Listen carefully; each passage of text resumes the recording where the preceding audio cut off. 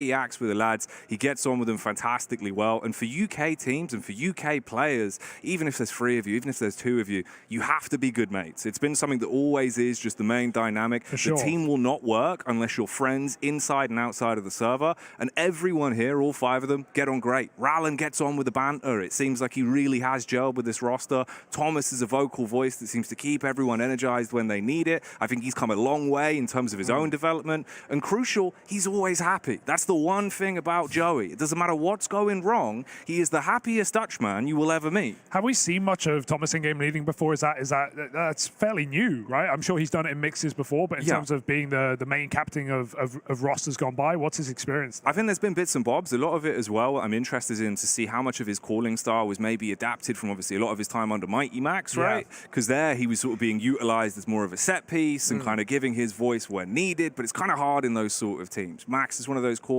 that knows what he wants to do and you have to follow that. So I definitely think there's a lot of potential for him, especially again because this roster gets on so well, it's a lot easier to trust the call. And that's one of the main things. Even if it's a bad call, just trust it. Yeah. All right then, let's get into this one, shall we? Into the breach, taking on Narcus Vincere. Our second game here in the RMR 4 Group A. And it's on Inferno, the stage is set, so let's get into this one, shall we? Into the breach with a T-side opener. And a bit of a peek, a bit of a push down through mid for Na'Vi. They want to bring the heat right away. They're trying to put the sauce on this pistol round. Mid push and the kill gain for Bit. It's an early 5v4 with some damage done to Na'Vi. Rallen's going to try and dispatch this mid push down through the tunnel, looking for a backstab. He's going to have to hinge on the timings coming up well for him, but right now they're locked in a fight at ramp, and that allows Rallen to strike up close. There's the reply from Crucial. And so they've battled back into this one with damage done onto these players that were peeking down mid right at the start of the round. A is so tempting for the Into the Breach boys. They're taking the top mid control, and they're getting set up for the A play. Simple is wounded. MPL is as well. And so 2 bullets could open up the A plant for ITB. MPL, oh, talking of bullets, one straight to the brain. Crucial with a clap back, MPL trapped between a rock and a hard place, and he's going to get shot straight in the face by Rallen. 2 kills in the opening pistol round for him, and just Perfecto really lost effectively at this point, wandering his way back over to see if he can find anything at all. Yeah, I feel like we don't see those mid pushes work too often nowadays on CT Inferno. Especially on the pistol rounds, something we saw a lot of from Furia, who would be willing to pull it out in gun rounds and pistols, but okay, Perfecto, that's a quick shot, but I don't think the clock is there for him, and Volt just won't give it away. No reason to fight, hits a goosh in the air, and finishes the job. So, into the breach with a pistol, but of course punished on RV by getting aggressive in the early round. It shows at least where their mental is at, where their mind is at. You know, they're confident, but rarely getting away with the goods. I thought if they could escape with a 5-on-4, sure, but they dead-eat mid, and no one was watching that underpass. So free kill for Rallen here. And a nice tap for MPL, but that's all it will be. ITB on the board.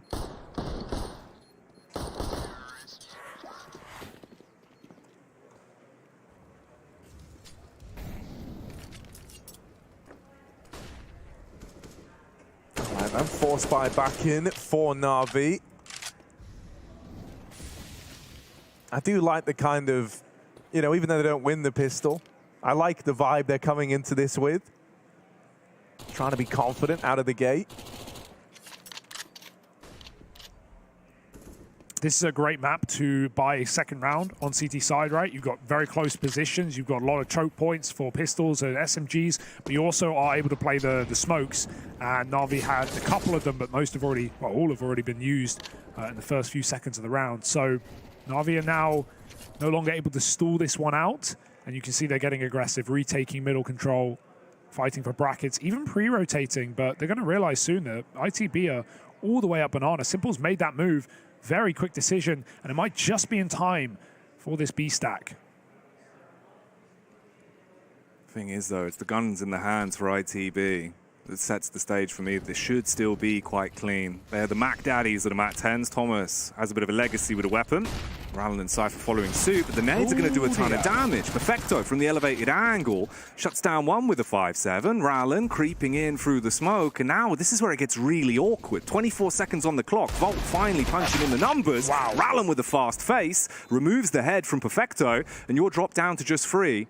They probably just want to try and hold on to what they've got. Rallen not going to allow that on a push, but no, they clap back. Oh, they're making this one work. Simple with 2 on a deagle into the breach. You might get the pistol, but you are not taking this one. That is a robbery, a highway robbery right there for Na'Vi. You saw Rallen was trying to run around the world. He was trying to flank all the way down Banana to stop Na'Vi from saving. Bit just waited. He just waited. The kill comes to him, and Simple hits every single shot. 3 1Ds, and Na'Vi do not let the Brits get comfortable. Yeah, wow. And as Jonathan Ross would say, a highway wobbly. What a way to win that round if you're Na'Vi. My goodness. And dude, for Into the Breach, what a way to get brought back down to reality as well, right? You try to get a little bit aggressive. You've won those first few fights in the post plant, and then suddenly, you know, you go from riding this high, feeling like you can peak anything, you can take any fight because you got the numbers, to 3 kills going down in rapid succession. They're going to try and respond to it with a fast B play. Perfecto over on the boxes, lobbing in this util from Coffins. Helps out Electronic at the back of the site. Now he can just kind of dance around the new box. He's dropped in this smoke as well to give himself even more room. And with 3 players low, this MP9's about to farm. It is a field day. Now just Rallen left, and there's Electronic to close. I love how this guy plays around smokes, man. He's so frustrating. Like, you could even see for Rallen there, usually, when you have someone locked in by a new box like that, man, it's so free. It's so easy. You know exactly where they are. You know where they can be. You know what they're capable of. But that one smoke dropped in from Electronic, you know, a real kind of signature move of his B holds. It just gives him so much more room to work with. It meant that Rallen was paranoid about getting peeked from like the left side of this smoke right now.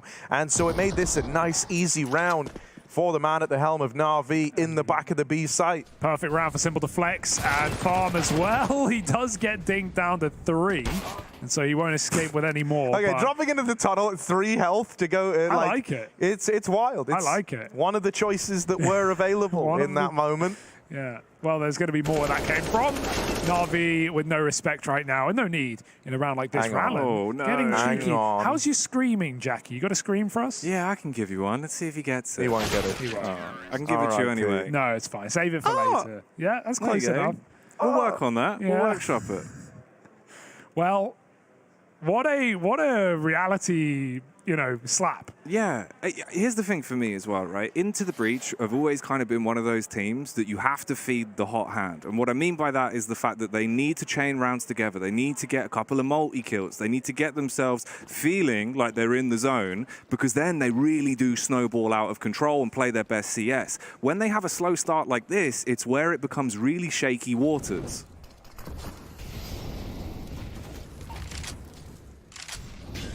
What have they got in this full buy round now? Taking apartments. Bit is here, the headshot beast, and he will prove it once again. That's a good grenade. That just looked crazy, man. Like, that's such a clean little adjustment from it. Calm down, buddy. Hey, bud. Rolling with an iron fist. Just giving Crucial a reminder of who's in charge. Yeah, 5v4, and these are the worst rounds to play a team like Na'Vi, and they pull all the way back. Give nothing for free.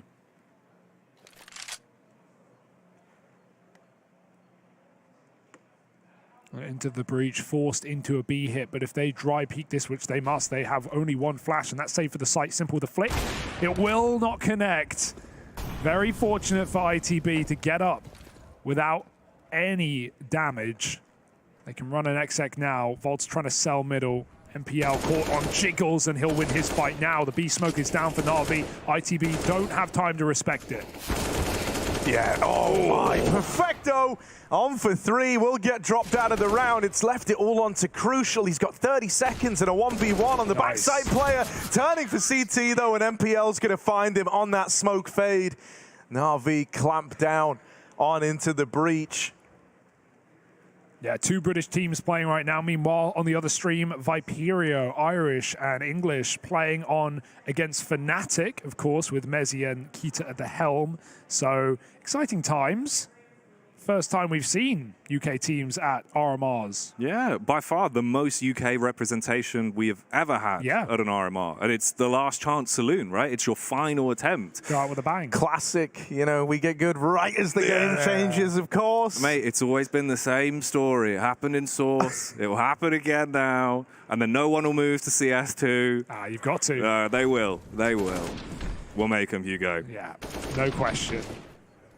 Everyone's coming with us. You don't get a choice. No. You've just got to get on the boat.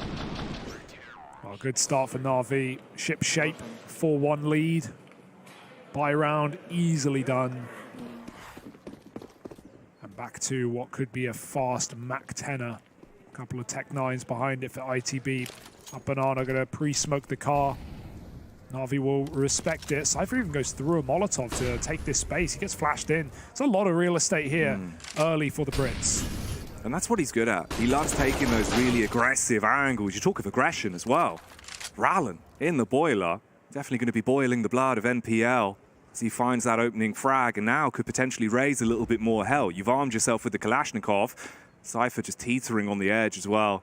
He's so damn good with his Tech 9, Hugo. So there's always a possibility if he gets put into an angle where he can hit the shot, he'll rip some heads off. Nice retake timing for Na'Vi. Look what they're going to be able to do as well. They were swapping out Simple. Instead, they're just going to give nades and he can go all the way back to Na'Vi have had the read on this round for a moment. Even the way they retook Banana screamed they had the read. That is not like a standard amount of util to throw. That was very light. And so that suggested that they knew that this wasn't a Banana play.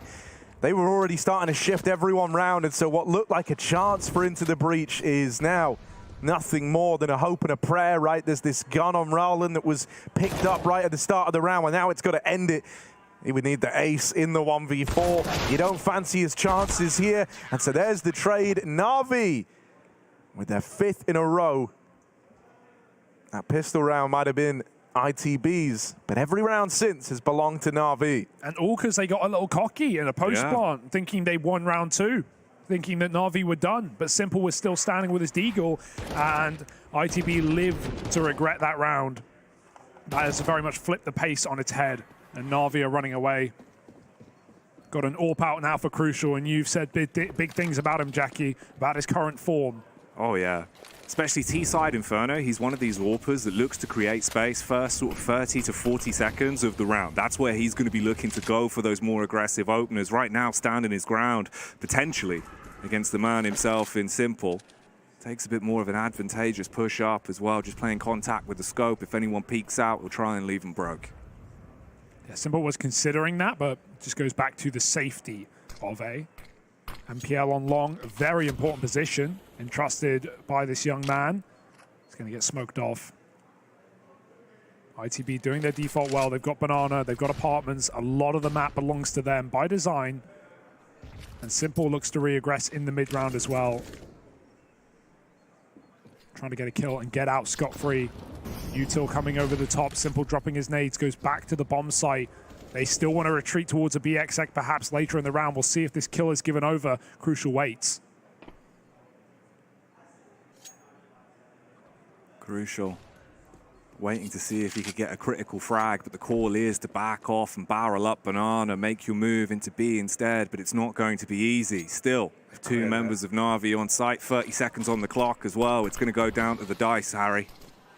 Yeah, Cypher leading the charge through this smoke with a bit of a gap in it. He's been given an invitation, crosses through the spawn, and Electronic had to turn around and deal with him. Time. Still 20 seconds left. A resmoke in, and Electronic, no way. They all line up for him. Monstrous B-hold and the USP to close. Electronic with one hell of a round for Na'Vi. Yeah, rotation dies so Electronic can live. I mean, yeah, Cypher with a crazy play through the smoke, but to drop in there and force that fight at 20 seconds, ITB looks stuck in the mud. They didn't know where to go. Still waiting out Na'Vi's util, and Electronic shoots him right through it. What a play. Dude, what a round. What an ace. That's insane, bro. Like, everything about it is just madness. From him having to turn around and deal with someone coming through the smoke, then dropping in and just fighting them through more smokes. My goodness. Ooh. Perfecto tries his hand at a mowdown round. Doesn't pan out for him. And the B kills come up in favor of Into the Breach. Oh, the Deagle of Cypher now delivers as well. And so this one's gotten away from Na'Vi extremely decisively. Okay, this way one, faster than they were ready for. You couldn't throw this one if you tried, okay? You couldn't overchase. There's no way Na'Vi are going for it. Off numbers and position alone, locked out of the bottom of Banana means that the round is won. And that's a sigh of relief. A faster B play, a bit of disrespect thrown back in the way of Na'Vi. Dust in the eyes. And ITB will save with 5 alive as well. Huge. Agree as well. I feel like it's one of those where that's the sort of CS we need to see them play. The second you start giving too much respect to Na'Vi and feeling like, oh, we've thrown away a couple of rounds, we really should have won, you start making mistakes, you start turtling up, you're not really playing your style, that's when it's going to go wrong. If they get back into more of that aggressive style that they've always sort of played, there's a chance. Other issue is as well, the economy's just never been there for them, right? We've seen Joey on the AWP once, we've not really seen the rifles out. At least there, you've scavenged a few weapons. Well, what can they do with them? Because Na'Vi will not be caught off guard every day with a quick B hit like that. I mean, Perfecto took a deep peek as well, right? He took his spawn, so Na'Vi tighten it up. Simple with an AWP in the middle, flashed off. But they, again, go back to the heavy B, and Na'Vi are here to fight as well. Fast Mac 10, not going to get traded. How did Na'Vi make it look so easy? Electronic back to the pistol. Vault very low, could have died there. The nade will do it, and even though there's one in response, there's more Na'Vi ready to fight. 3 on B, and they just batter and bruise ITB. With Electronic in this sort of form, right? Like this is the Electronic you want to see if you're an RV fan. Heading in through the RMR, heading into the major, you want this guy in good form. It was real, you know, part and parcel to the success of this team back at the Pro League just a couple of weeks ago. And so with him holding his own like this, with Perfecto offering up some strong performances alongside him, and Simple, you know, just being simple, that's kind of the 3. You always want a golden 3. And really, you know, that third man on Na'Vi can be kind of fluid. You know, you get big games out of Perfecto every now and again. You have moments where, like, you know, you put him in a clutch and he comes alive and suddenly he takes control of a game. And so, you know, this is kind of the golden ratio for Na'Vi's success right now being found. Those win conditions being met for Na'Vi. And, well, sick man, love that for you, Crucial. Who did At least you get to play the AWP now. Yeah, there's no one taking that off you. 39 health. Right click to the back. That's Thomas's headshot. I think it was Thomas again, actually. No, I think it was Thomas who knifed him. He was right him. behind him. He's headshot him and he's knifed him in the back. So it's not a great start to this round. Thomas and Crucial beef, man. It's happening. Who knew? You said, Jackie, Start they were that all story like they're all mates. team. Yeah. Well, UK Classic, Harry. Yeah, you know, as soon true. as they lost that second round. Yeah, they lose second round. Disband by the second Our map. 10 years of friendship mean nothing. My, oh my. Well, it's not ideal. Yeah, not ideal. No. It could be worse. It always could be worse, Jackie, but... Yeah, I guess Crucial could be dead, Exactly, right? He could have double-stabbed him. By that metric, I guess all is well. Finally, a double setup on Long as well, off of Spawn. We have MPL on that boost, and Perfecto trying to bait for him. Just needs to get spotted first. He won't. MPL still wins his fight, though. That's huge. And they never even saw the second player. ITB don't know what they're running into. Going to go back to a BXX. We've already seen a tendency to just run these quicker B approaches. Electronic, though, he's happy with that. He'll take it every day through the smoke. Second player made it, and they don't know the Cypher has crept into the pool.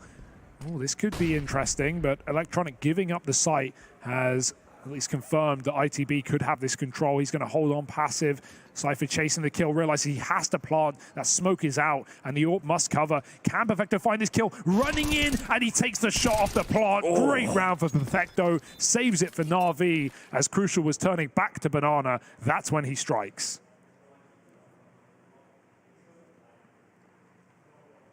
Seeing some sloppy situations here for ITB so far, right? From team damage to just the second round of overchasing, getting a bit ahead of themselves. Not a clean start, but Na'Vi are doing everything they must. Oh, God, they've done him dirty. They've got the receipts for it. Oh, twice. Thomas. Oh, I really enemies. don't want to say what I'm about to say, but it. I'm still going to say it, because why not? That's part of the fun of having the mic.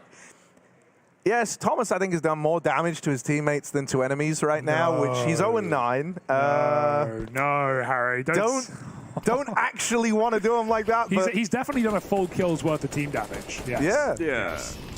I think he's done 101 team damage, if my memory serves. It's the reboot of 101 Dalmatians with Thomas. Yeah. Well, directed by Quentin Tarantino. He's right here with us now.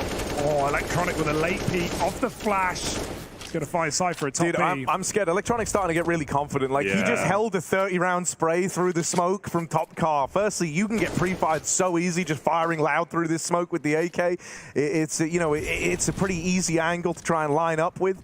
And on top of that, he wasn't concerned about getting pushed through the smoke. I think he knows that he's exerted enough pressure. He's earned enough respect over towards B that if they see a smoke come down, they're not going to come through it. He's willing to call their bluff on that. He's still even fighting for this control from the car. That flash sends him out of there. And they did have this quad A lean because Electronic was a little deeper, but that flash forcing him off the angle brings back a second man to reinforce the B hold. Right is into the breach. Look to take Banana as well, so the timing's good on this. Nice re-smoke timing as well. Rallen's going to have to do something to sell a fake here. Even though Na'Vi is still kept on triple short, they're not going to move. They're going to keep this setup, but I have not seen a weakness at B yet for Na'Vi. Electronic has had so many multi-kills, and he's in a great position for Perfecto to bait for him. Yeah, Na'Vi know it's a B play now. They're pulling everyone around. Will they even be needed with Electronic and Perfecto? Kill a piece, and Electronic just ducking and weaving in at the back of the site around the oranges. There's nothing you could do against him right now. He's in Big Daddy mode. 16-4, boys. A 4 KD for the current captain of Na'Vi. And we said his fragging was taking a hit as the in-game leader. Well, 6 CT side Inferno, you are not getting into his bomb site. And the worst part is, it's clear ITB's game plan is to abuse B. They've run a lot of access. They've done some quick rounds. They've had a lot of banana control, especially at the start of the game. But it's getting through the choke point. They've tried smoke pushes. They've tried, full XX with good flashes. And Electronic is multi-killing every single time. Dude, the other thing that's wild about that round, and I think it's a bit of a shame, was actually Rallen's fake over towards A actually made it obvious it was the B play. What did he throw a smoke? He tried to throw something. No, right? I think he just saw. I think he saw there was no fire at the back. That's what it looked like. He just walked into what looked fairly safe, but residual heat, man. It spreads. I don't think he had a smoke. Okay, that makes more sense. It looked like he tried to throw something, so I was worried he just pulled out the flash. No, he pulled his knife out, I just checked. He didn't even have a smoke, so that's just, it gets cooked at Banana. Yeah, it looked like he got naded because a big chunk of health came off him. So pinned in, nice util combo to make that happen. NPL, clean opener, and Electronic. Dude, it's so brutal because he's hit this point in the game, right? Just to kind of give you the idea of where Electronic's head's at. He's like, okay, they're taking too long to come to me at B, so I'm just going to go and fight them because I know that's kind of their end destination anyway. I'm just going to meet them. I'm going to cut out the middleman of waiting for the banana take, and he's just looking to fight them. He's looking to take every fight he can. That is the worst situation to be in if you're into the breach. You don't want Electronic feeling like this. Yeah, look, there's the nade. There's the nade that comes out with it. And so that's why it's such a surprise. He realized. He tries to get into this little corner where it looks like there's less fire, but there is still fire. Yeah, I mean, Na'Vi are the kind of team to have their lineups that spread to both sides as well. They're not going to just chuck random nades. And no stress right now for Na'Vi. No fear of coming in slow to the RMR. And right now into the breach, they need an answer. Joey's got the AWP. Stay away from Thomas, and he might have a chance. Yeah, and hopefully so, right? Because it's a shame to see. I was kind of hyping up the storyline, the fact that Crucial is this AWPer for Into the Breach that you need to have on good form. Him and Rallen being the two sort of big dogs, a Cerberus of the team, if you will. But at the minute, he's not been able to find anything. It's just Rallen that seems to be the only one on the side that's even finding kills other than the odd one here or there from Volt. And you can't be having that. So Crucial finally back on the AWP. Is there something that he can deal with his weapon? If you get a couple more rounds out, it's not going to be great, but at least you'll have a starting point going into your CT half. Thomas has that famed Mac 10, hoping he can break his way up B. But The rotators just come off the site, so if there were ever going to be a way in, this would be the round. Electronic's got a one-way. He can see through the corner of this, I think, if that's a lineup for Na'Vi. He's looking right now as the smoke fades and finds Thomas, and that's his first kill for the captain. Double up Banana, but are they going to check it, Jackie? Do they know? They don't look. Oh, MPL no. with a double spray anymore. Oh. The young gun steps up and finds 3, and somehow Na'Vi is still in this round. Again, that's a round that's in the palm of their hands, but they just get palmed off by MPL with a big backhander. It's like go gadget pimp slap. He just wrecked them on entry, and now you're down to just 2 men on the back trying to build something from this. At least the bomb's down. Volt lurking around, playing in the pool to expect the flanks coming in. His teammate in Rallen, full HP, all the nades, all the bells and whistles, down bottom Banana. Simple arrives on the scene, dashes out the HE, Bits pushing up. There's the one into the back line as well, and now it's all about hitting your shots. He's got the Molotov. Nice. He can at least burn the bomb, get the time off the clock, and Volt should be ready for the spray. The smoke and the kit, they can get right on it. Volt's going to go over the top. Knife out, he's blind. Simple gets on. No. He gets hit right back in the smoke. No one's defusing. I think ITB might have it. But Simple's on the stick, and Bit provides the cover. It's not enough for Na'Vi. ITB in a mad dash win the round. I couldn't tell you how. Like we all expected, right? What? I can't believe Simple. Did he knife him? He literally... They tagged each other. Yeah. He heard the knife come out. He hears the swinging, and he's like, screw this. I'll meet him halfway. And then he pulls his own knife out. Honorable as hell, to give Simple credit, right? Like, joining him with the knife fight, not defusing the bomb, but... Great shots. Honor's all they're left with as that round goes the way of Into the Breach. God damn. It's freaky. The Wicked Skangman was on the server. Hey, they're fighting for 5 now. Maybe that's a way in. It cost them everything, though. MPL, great round out of him at top B. Triple kills after both his teammates fall with nothing. And I like the apps pop. Not seen anything like this. Na'Vi have just turned around and gazed towards the apartments. They've got to read. I don't know how. Na'Vi know it's coming. Bit in the pit. Oh, will get picked up cleanly. Lovely opener here for Into the Breach. The number's getting thin. Electronic, you madman. Slips out through the smoke. Doesn't want to hang around here. Everyone for Na'Vi has group. They are ready to launch a bit of a retake into this round.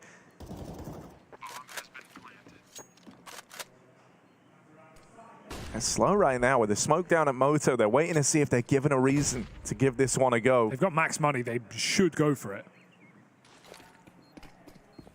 Lobbing in that smoke. That's going to allow them to cross a little easier, give them a bit of respite from Volt down in the pit. But they do have a lot of site fights to take, a lot of site fights to win. And right now they've found none of them. Thomas arriving on the scoreboard here, starts to put up some numbers. And Simple is left saving this AWP. Having to just slide out of the round, give over a 4th, concede this one. And that's a nice feeling for Into the Breach. Na'Vi had a stack on A. They had 4 players here. They were ready for that push. And in spite of all of that, it still ends up being around for Into the Breach. Yeah, plenty of money for Na'Vi to buy in round number 15, so it's no sweat off their back, or no skin off their back, or sweat either. It's easy. But Into the Breach are the final few rounds waking up. At a 5-round T-side Inferno against Na'Vi, you're not going to say no. You're not going to turn your nose up. No warp here for Crucial, but that is by design. And Simple wants to get involved early again. Kind of flash himself in. Cypher was waiting in the pit. Or Crucial was rather, but he won't commit.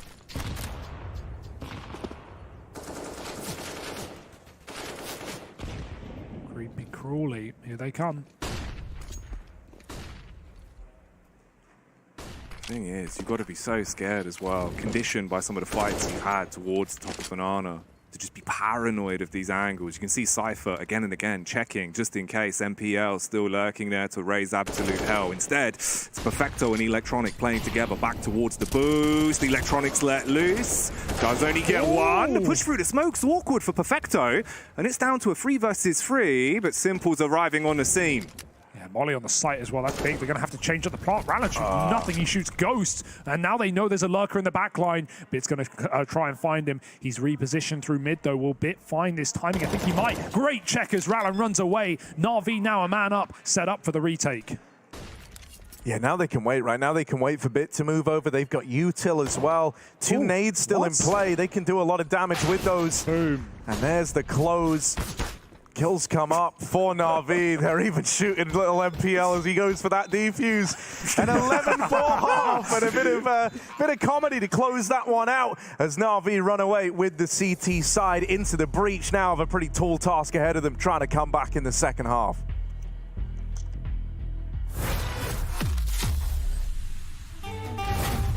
Our first time Royal Arena, playing in 2017. We want to win the first time on Danish home soil. Device is sick. We have to play with Dennis as a stand-in. I don't sleep 1 second the whole night. I didn't even understand. I remember me 5 in the morning, going outside, going for a run. I was like, what is going on? Why can't I sleep? And then I go back, I try to sleep. My heart is pumping. I was like, why did I do that? Why did I even go for a run? We go to the venue the next day, and I see the makeup artist, and I'm like, you gotta help me. I didn't sleep the whole night. We somehow managed to get to the grand final. Everyone is really happy, and we're 9-0 up on third map. Easy. And somehow we managed to lose that. We were 9-0 up on T-side catch. I'm never going to watch that game back. Never ever in my life.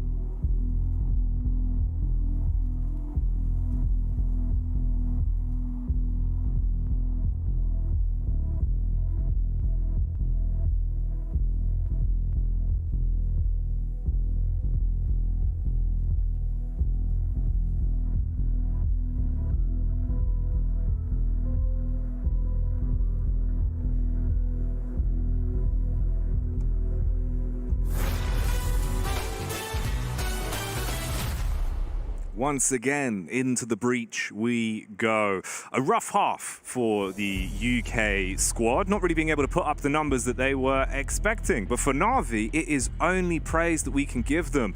Electronic felt like he could do no wrong, Harry. The man was just running around, ruining you again and again and again. It was like a record on repeat.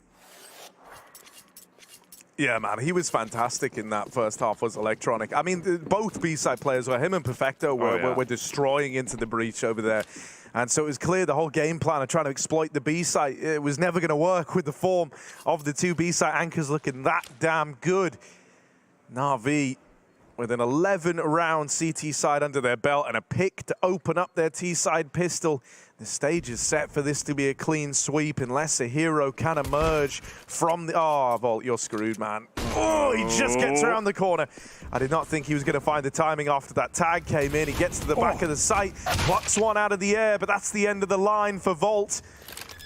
It's Electronic planting that bomb and setting up Na'Vi in the 4v3 post plant. Yeah, no kit as well is going to make this one very difficult for ITB. Waiting out the smoke in CT finally fades. Rallen looking for a kill. And Na'Vi give nothing away. They have a crossfire, a great post plant with 2 players in Banana. ITB have to force kills quick, and they're not coming through. Perfecto now, he can peek. He can choose some fights. He's got the time for it. Checks one, and Thomas locked out. His teammate will go 1 for 1, but this is just kills. This is just glory for Thomas as Na'Vi take the pistol and go up 12-4.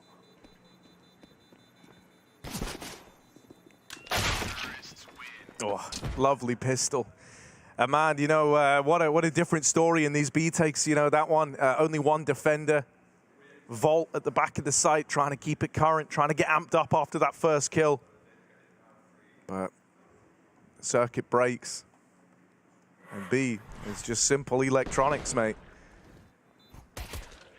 They run it down. And now with Na'Vi with a pistol under their belt, up 12-4. They're looking for a very clean sweep to open up their run at the RMR.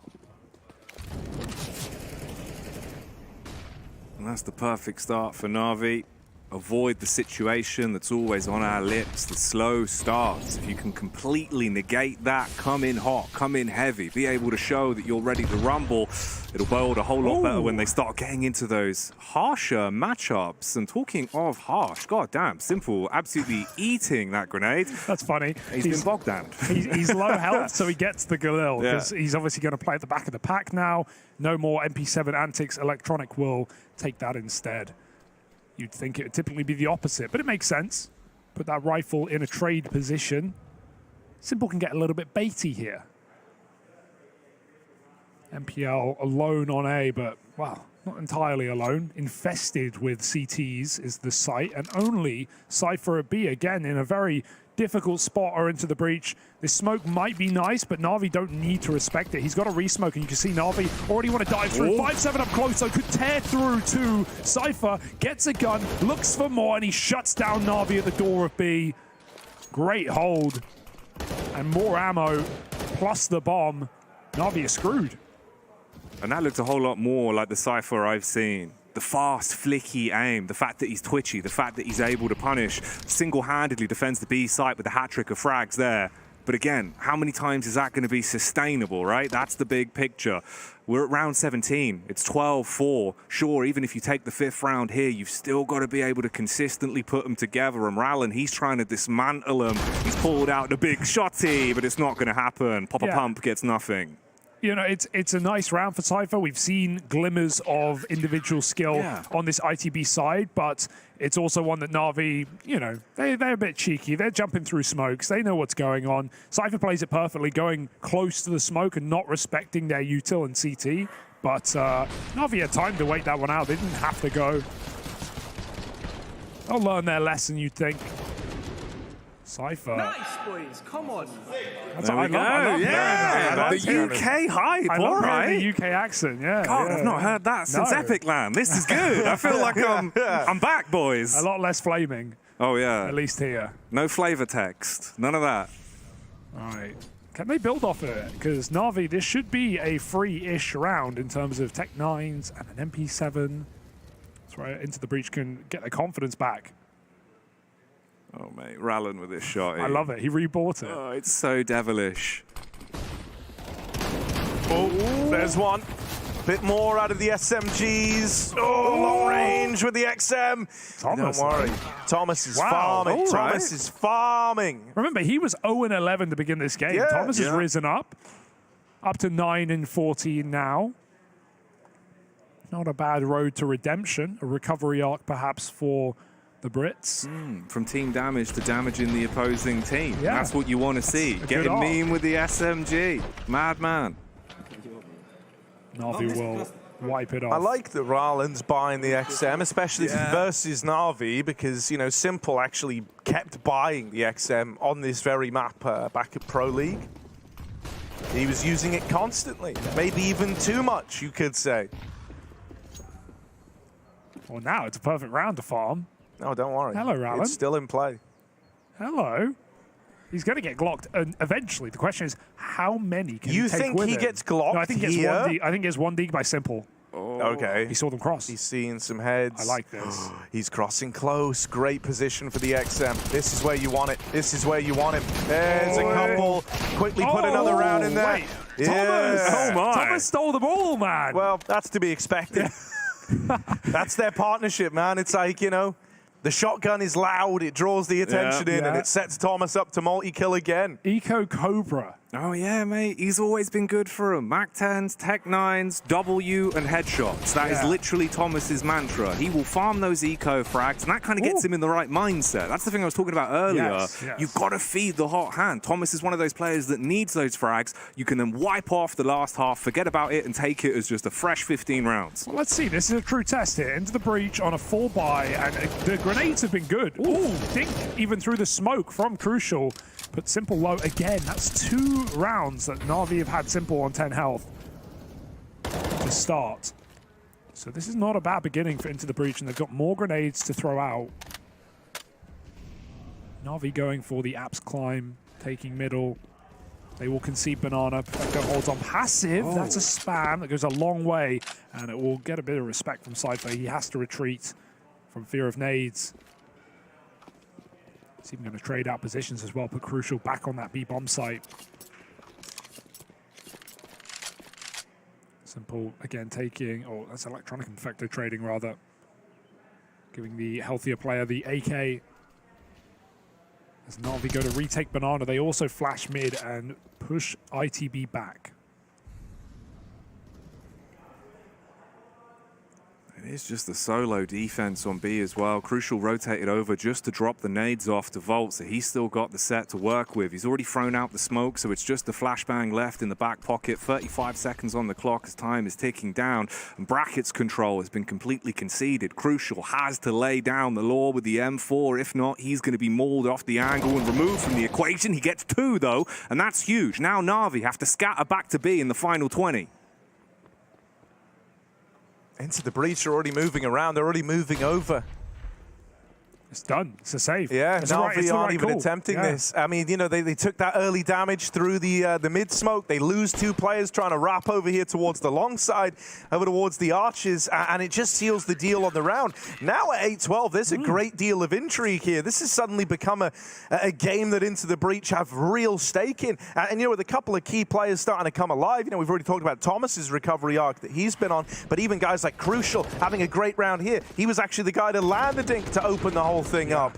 So he gets 2.5 in that round and effectively locks Na'Vi out of it. I also want to say, over on the other stream, just to kind of keep you informed as to what's going on, the game is between Viperio and Fnatic, right? So we got some more, you know, British representation there, and also the Irish boys. That was 8-1 for Fnatic to open up. Okay. The scoreline is now 9-10, with Viperio closing the distance big time. Fnatic are yet to win a round in the second half. Damn, and for anyone that's not aware as well, Viperio, I think they're on a 12-map losing streak at the minute. So if you can finally break that streak here, what a time to fix the issue, right? On LAN against Fnatic. Yeah, they're pulling it back. And Into the Breach trying the same here, boys. Got to consider this. Na'Vi have bought up. This is pretty desperate. They saved 3 Galils. It's not ideal. And so Mac 10's behind it.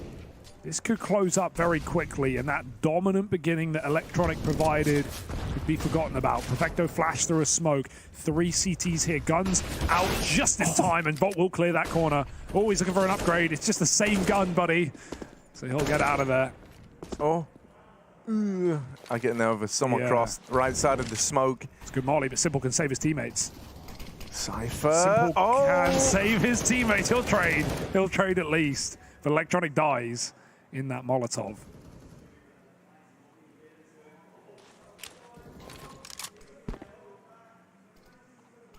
Okay, it's kind of ballsy from Volt to have lobbed in that smoke, right? Because he doesn't really have the resources to actually play behind it. Right now, he's just hoping Na'Vi respect it, and they haven't. They've walked right through it. They like the odds of this B site right now. Now, there is a second man here, but they're swapping around a bit of util. Thomas playing the pixel angle, but Bit's already passed where that angle gives you vision on.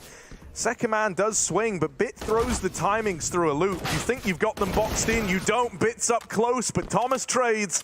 And so Na'Vi, their hopes rest on the shoulders of MPL. Thomas can stop this, and he'll spam him out as he tries to plant into the breach. Now just 3 rounds away from a tie game. Yeah, not laughing anymore here. This was once a dominant game for Na'Vi, and it's getting a little bit shaky towards the latter end. Sure, I want to see a full gun round with everything with Simple in the AWP, with no Galils for Na'Vi, but we're seeing some great rounds, some great space taken. Like the oh dear, that's awkward for Electronic.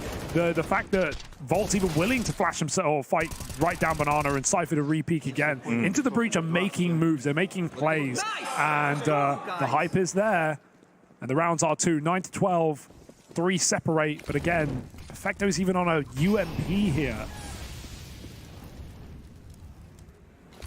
Going to be popping through the B smoke. Exciting factor as well, again, of finally seeing Crucial on the AWP now CT side. In terms of his overall stats, it's always felt like the CT side has been where he's really at his best. He's one of those kind of more aggressive AWPers, but if he's stationary, he'll pick you to pieces. Problem is here, he falls to Simple, but Cypher claps straight back, and Volt's in position to assist as well. Jump. It's an awkward trade game, and it goes down to 2 on either side. I love how we see that from the CT perspective. That jump for Electronic offsets Crosshairs, so he can re-peek with it, and he actually trades out effectively to get this B site for Na'Vi. One player very late with the bomb, though. Bit's got to bring that in through what could be enemy territory. It's not, but he doesn't know that. The slow, the pause, it makes ITB split up. It keeps Rallen on this A site. Meanwhile, the bomb is coming right back in. Bit with a CT smoke. More util to cut off coffins if they really want to. Electronic will probably just, or MPL will probably just cover with his rifle instead. That's a great Molotov, and it will allow a plant. No way. Oh, no, he he goes goes for it! Gets the crazy. kill, It works. gets the frag, doesn't stop the plant. That's what Thomas was aiming for with that push, but it's left him in the 1v1. Rallen's got to be the man to close. Early on in this game, this was the only guy putting up numbers. Full If he util. can keep that coming through now, into the breach, close the gap. This 1v1, so much weighted on it. MPL, inexperienced and sweating at the back of the site. Rallen bests him in the head-to-head. I cannot believe that play from Thomas, though. He goes through the molly jack. I told you, mouse, 1, and W. That's what he's done his whole career, Hot and right there hands, he hot runs through feet. the flames. It's mad. Hot hands, hot feet. He's burning up. He's cooked. Dude, in the meantime, Viperio over on the other stream have just taken the lead at 11-10. No way. What's happening? UK rising. And they laughed at us. Hey! That's, yeah, man, Sup, wow. mate? What a baller. It's not Yeah. Rallen, it's balling. That's incredible. Getting told off or getting complimented is Thomas. I mean, it's a great play. Oh, yeah. If you go 1 for 1, it's worth it. It's worth it every day of the week. Puts Rallen in a clutch. And those are the safest hands on this team. Yeah. If you need someone to pick up a clutch, Rallen's the man that always needs to be alive for it, right? He's the experienced playmaker. Dude, the thing that's so wild to me is that Thomas didn't get his first kill in this map till round 13. Yeah. Right? He literally didn't have a kill till round 13 of this game, and now he's top of the board alongside Rallen. Like, it's mental how much he's come alive. You know, like, it's one thing to go on, like, a little journey of recovery and finish a game, like, 11 and 18, right, after you have, like, some quiet beginning like that where you don't get your first kill till the first half is almost over. It's another to actually go on and top perform for the squad. Crucial boosted over in mid, and now Cypher's pushing the smoke at top B. They're just making many plays. Yeah, they're not respecting Na'Vi at all, and you can feel how much the vibe has changed. This went from Na'Vi feeling like they had all the room in the world. They were dictating the fights in spite of being on the CT side. They were disrespecting ITB, but now the shoe's on the other foot, and Na'Vi, you know, they're walking them all in ITB's shoes right now, and they're not liking it. Fresh kicks. And, you know, the first half was really just Electronic and Perfecto locking down B. We didn't even really see A attacks, and for good reason. Sure, Simple was there, shutting it down, but now we need Simple more than ever. He just got picked over a smoke. He has 10 kills right now. It was just the Electronic show. Someone needs to step up. Maybe it's Bit. A 1v1 approaching. Player right below him. Bit can drop on in, and this might be his kill. Oh, but looking the right way is Rallen. Low on ammo, changes position, and Crucial will trade that kill. Keeping this round in the favor of the CT side means MPL with no health to do it and no time in a 1v3. Swinging out. He's getting wrapped through mid as well, and 2 players ready to face him on the long side. Crucial nails the shot, and I mean, dude, Crucial hasn't even been much of a factor in this game. No. That's like the scary part, right? He's down bottom of the board. He's had a couple of rough rounds, don't get me wrong. Thomas was kind of making life miserable for him in the first half with all the team damage. But now that he's no longer on like the crux of T-side AWPing, which can be really hard, right? When we were talking in that first half and you were saying like, yeah, Crucial actually does find impact here, I was thinking like, yeah, I don't know if he will versus Na'Vi, right? Because it is hard T-side AWPing. Very few AWPers can successfully have a lot of impact T-side Inferno. But, you know, now that he's on the CT side, he gets a big triple kill round there. He's starting to kind of find his footing a little bit more and make some opening moves happen with the AWP. It adds a whole new element that Na'Vi haven't had to deal with yet. It's impressive how much space they're taking. If you compare, like, the B site has been locked out really in both halves, but it was Electronic playing passive anchor roles and just getting a lot of multi-kills.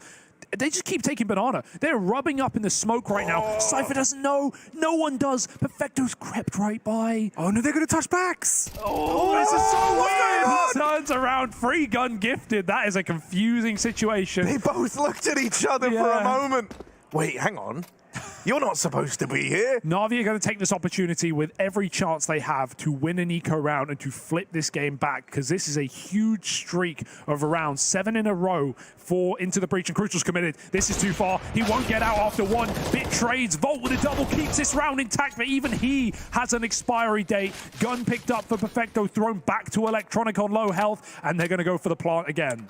This is a little awkward though. Perfecto didn't grab another gun, so he's now onto a Tech 9, and this AWP is super low. He's trying to cross back to get guns from Banana and set up in the post plant, but he's been found. Electronic, Perfecto died to give him this AWP, and he won't even get a chance to fire it. The nade rains down, and Into the Breach have tied us up at 12 all.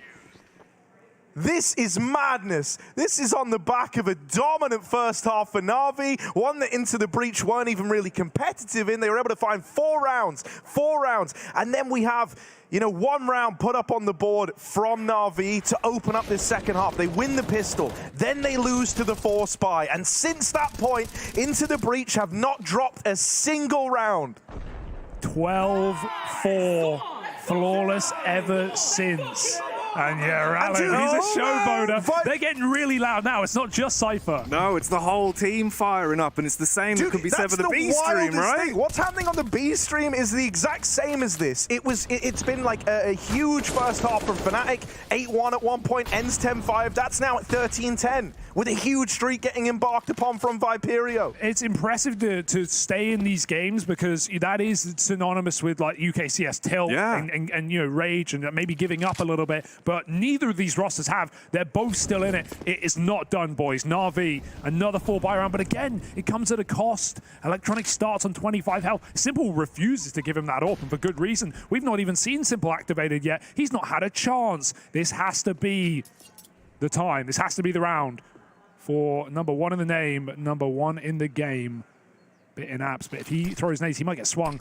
There it is. Good shot for Bit. Clean on the head. Going to keep players on A as Na'Vi set up for a BXX.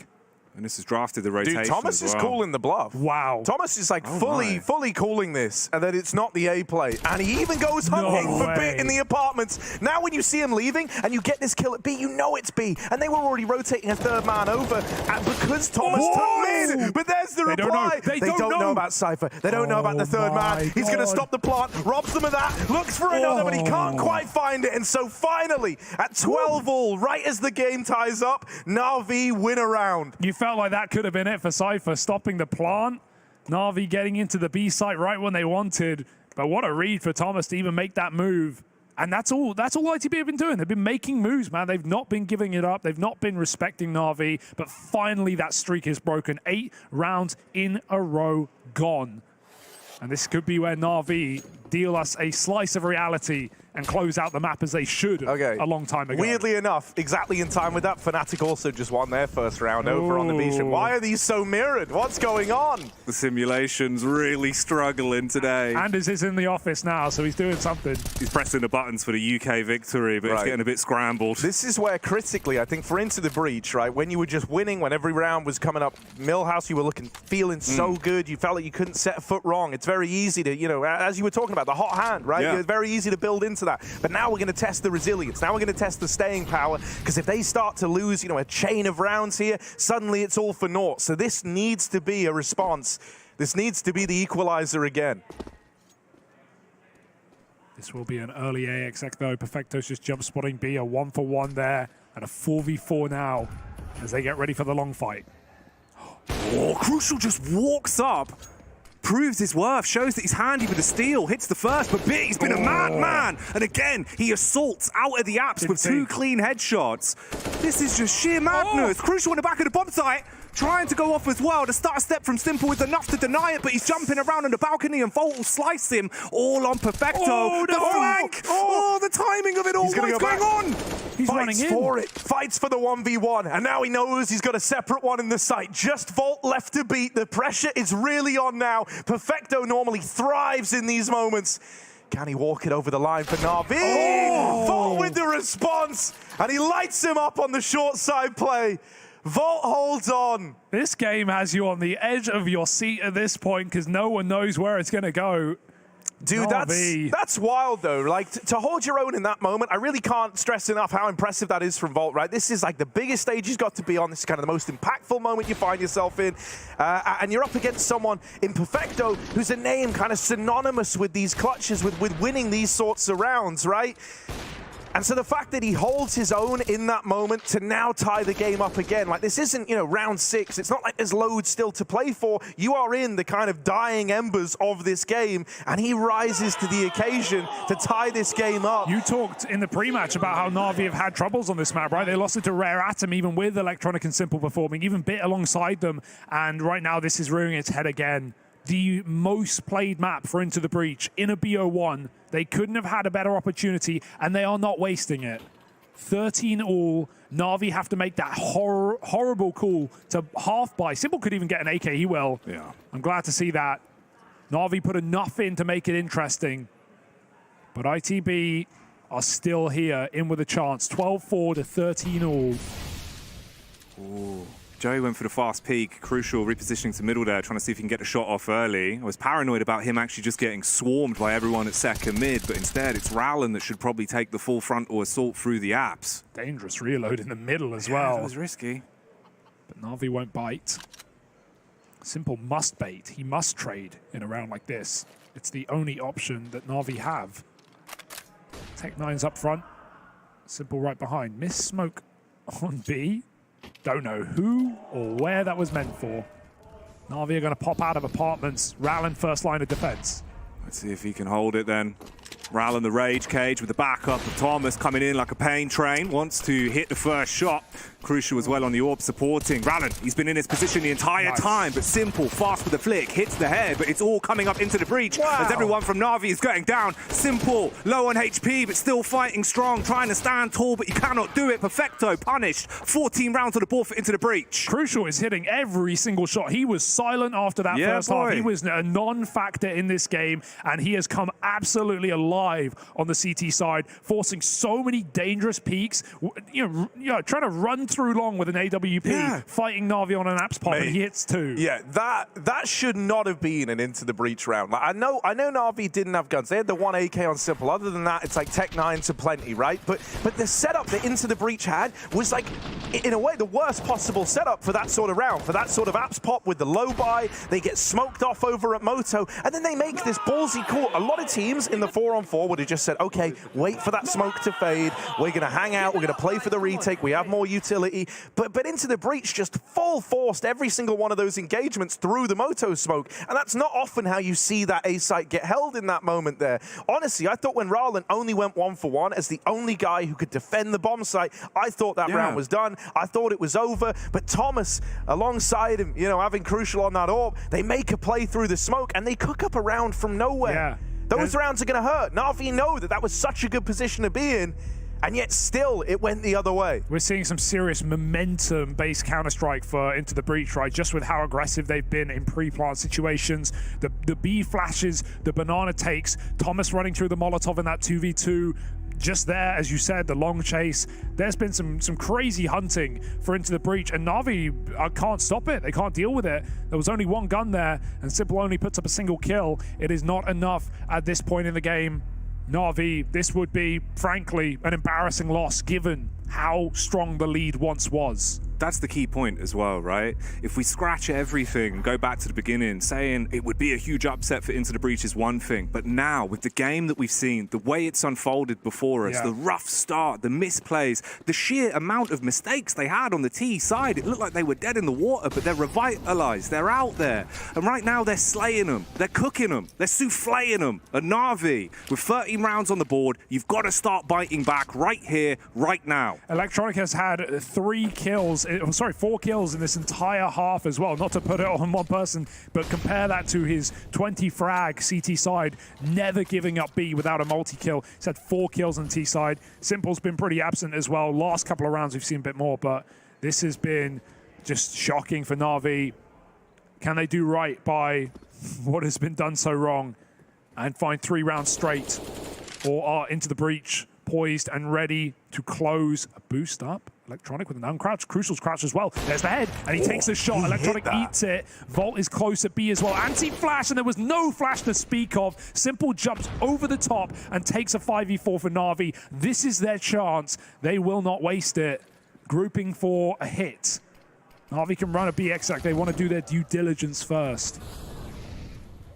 And maybe, just maybe, we see a gamble in a round like this. Yeah, they're calling the bluff, it looks like. Oh, Perfecto's faking it.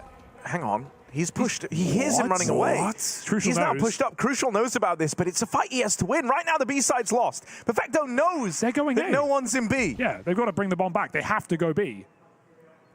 Bits looking for lurk kills. One would go a long way. I mean, Na'Vi is still... What? Rowland just burnt to death. That smoke did nothing. He will die. Na'Vi have won the round, though, presumably. There's just enough time for the plant. There's no one here to stop it. Perfecto, with the space taking, wins the round. It's very weird, but it works. It looked like Na'Vi were going to XK there for a second. I think Perfecto really had to pull them back. Like, guys, I have the site. I am so sure I have my back to the site, and I hear the AWP in CT, and that's enough to force a save. It's one of those rounds where it's like, if Counter-Strike is a choreographed dance, every foot was out of place, but somehow you're still doing a jig that the instructor's happy with. Interpretive dance, we'll call it. I guess so, bud. The rain dance. Well, the heavens have opened, and they've gifted a 14th round to Na'Vi. Game tied up again. I'm glad we have a save here, as weird as that round is, because I wouldn't want ITB to pull this all the way back and then lose their guns and be broke at 14-14. Now they have the chance to still make this interesting. And of course, on the A stream, Fnatic and Viperio are at 14-14. But Viperio have no money. There's the difference. ITB have a chance here. Na'Vi have woken up right at the end. But can they put it to bed? Into the bed.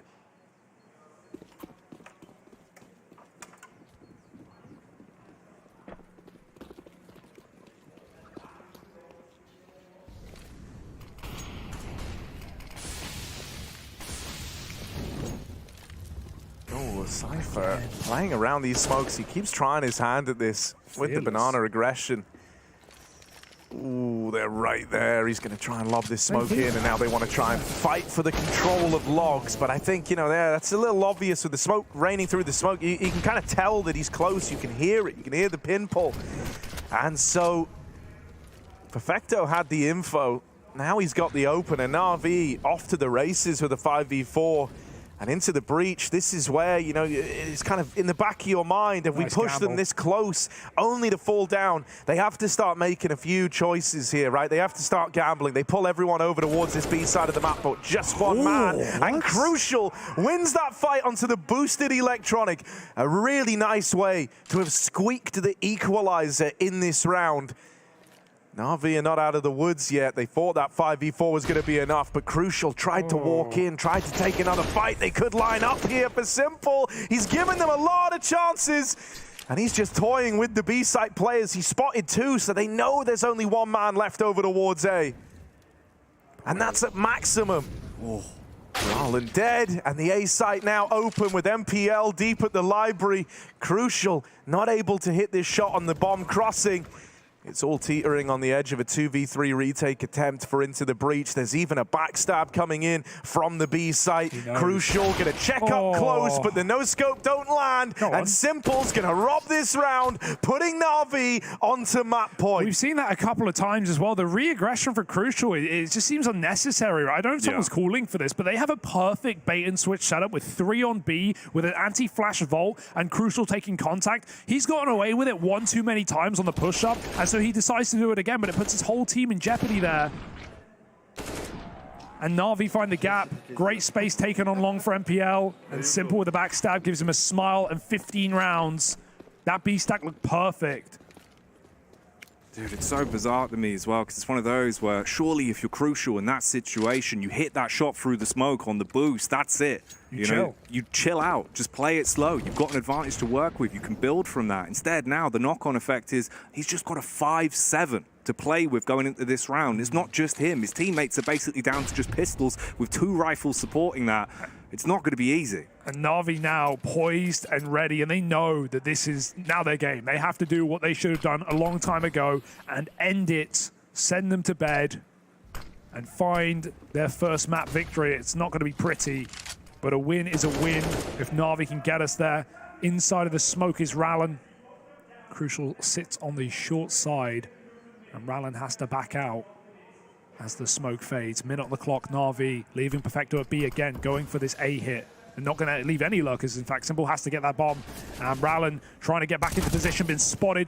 One of 2 rifles in this round, and he's pushed out a spot.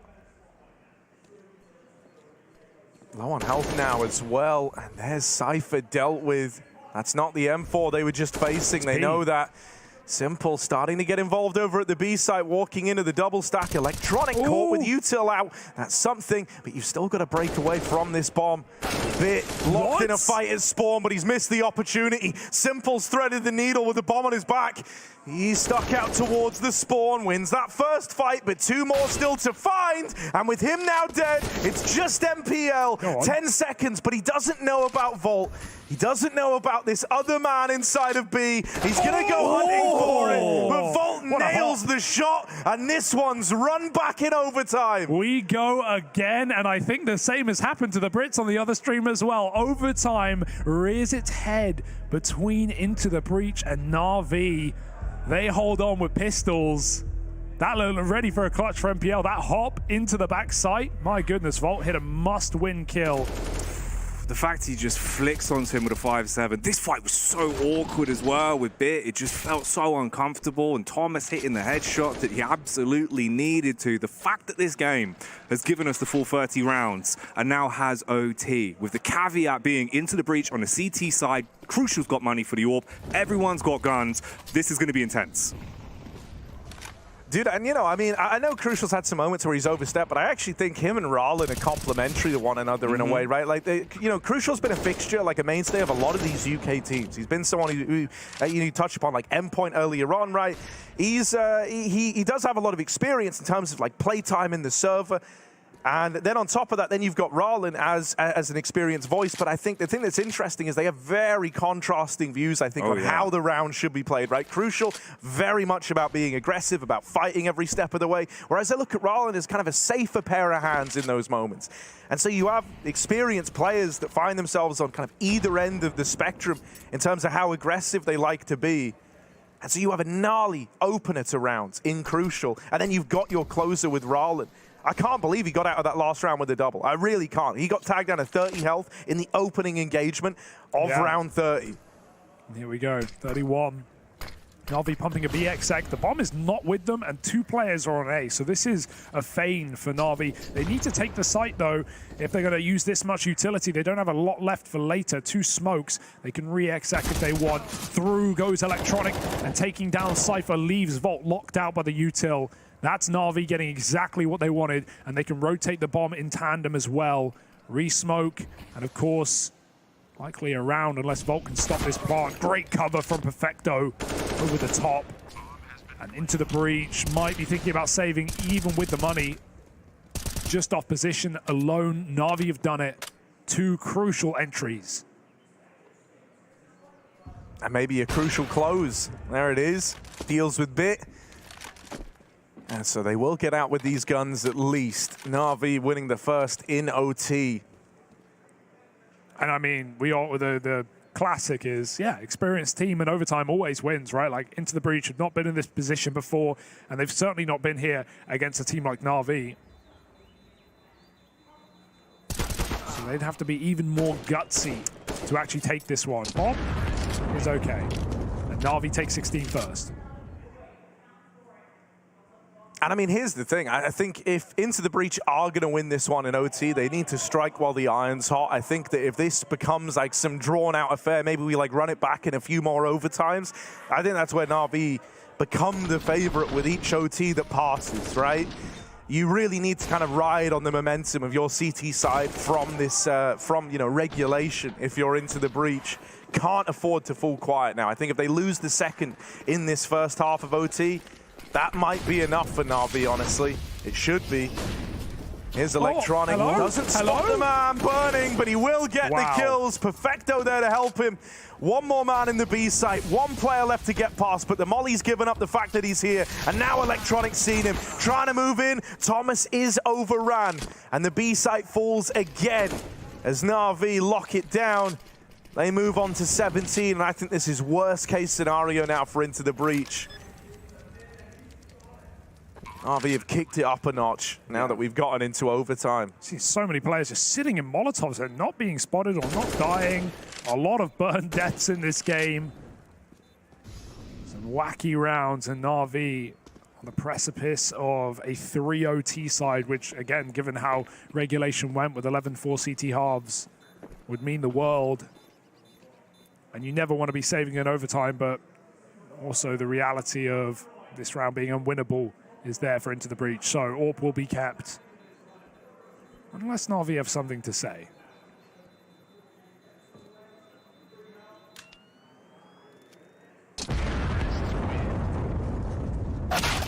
Oh, no. You know Bit's going to hit that. It's not going to affect the money, guys. It won't matter. It won't make a difference. They can still buy. But it does affect you mentally. Yeah. It's one of those Getting one tap by shots where, Bit. you're just like, okay, I guess I buy a new AWP. I guess we go again. That one's rusty. Yeah. Gun jammed, guys. Gun jammed. Throw it away. It was a windy day. You didn't need it. Here we go. 3 over Na'Vi. I mean, that would be as good as done, you'd like to think. Do we have the classic Into the Breach, the banana take, the reflashes? It seems like we do. They're going back to what worked in Reg, and hey, it gets them a 5-on-4. Na'Vi is set and poised for an A play anyway. Defeating Perfecto only gives you more warnings, and Crucial hits his blind shot. They know to stack A at this point. They know what the opener was if Perfecto's alone at B. Simple's low as well. Nice shot for Bit. He has been incredible in this map. Ooh, Thomas as well, trying to keep the pace on. Cypher with a close quarters connection onto Simple, and now it's just dropped down to the mean machine that is Bit. He's been biting the bullet literally into this game, and he's still damn going. The crosshair placement, but it gave me shakes. Ooh, that was scary. Yeah, honestly, I think that's a really nice moment for Crucial, because in the first 2 rounds of overtime, he literally didn't even get to play. It was like, oh, I'm saving, cool, we just lost the round. I didn't even fire a shot, never even saw an opponent. Second round of OT, same thing, only this time he dies saving down in the pit. So it's like a slightly grislier end to an already like rough feeling. But finally, he's given some fights, he's given a chance to get involved, and he proves to be a kind of critical piece of the puzzle again, right? And that's just nice to keep his form up. It means that if this does end up getting run back into another OT somehow, you kind of need him to feel like he's kept warmed up, and saving, 3 rounds in an OT would not do that. So here he is bringing out the AWP for the T side. This is where Into the Breach encountered most of their problems. But the game has somewhat changed from how they started. Into the Breach feeling like a different team to the one that arrived to open up this first half. The madness of the mollies continues. Electronic burns from 100 to 20 at the top of Banana. I don't know, it looked like he maybe got team blocked there. Crucial's looking for these opening kills, went for some pot shots through smokes, now flashing himself to the long side. But if you know Simple, you know he's sat here at Porch. They're going to molly him off. He will trade util to try and keep some semblance of mid-control here for Na'Vi, but a repeak is dangerous. They like danger though. Simple. Still trying to hold his own. Slightly backs off towards the site. 55 seconds on the clock. Cypher waiting for the flank to come down from Banana. The rest of the squadron now finally advancing, but the flashbangs perfectly timed. Buying more and more off the clock. MPL. Oh no! Walks into his waking health. Simple with a dive back as well. Trying to get out of dodge and barely survives, but it's always Bit just mauling them. Volt with a one headshot, but look in the back of Pit. Electronic, he's been here the whole damn time. The B player in Pit, that doesn't make any sense. Why would they clear him? Why would they check it? Knives are out, and one is dropped. Electronic hears him up close. Bomb will make it down, but he doesn't know. Volt could just force this kill. His hesitance gets him killed, and Perfecto has now put Rallen in a 1v3, but this guy's good for it! Not enough. 2 out of 3, and it's going to be a shutdown. My God, these rounds are so close. Dude, that's heartbreaking for Volt. He gives Electronic just way too much respect in that spot there, right? Especially when he's open a moto on a timer with smokes fading, with 2 players unaccounted for, and boosts as a likelihood. It is a little bit rough. You imagine how different that looks if he deals with Electronic. Suddenly it's him and Rallen with a crossfire established. Rallen gets it down to the 1v1 in spite of all of that. But expecting him to cook up a flurry of 3 kills as they push this smoke is just asking too much of one man. And so now Na'Vi up on match point into the breach. Need 2 more to try and force another overtime out of this game. Na'Vi can taste it. Victory on the tip of their tongue.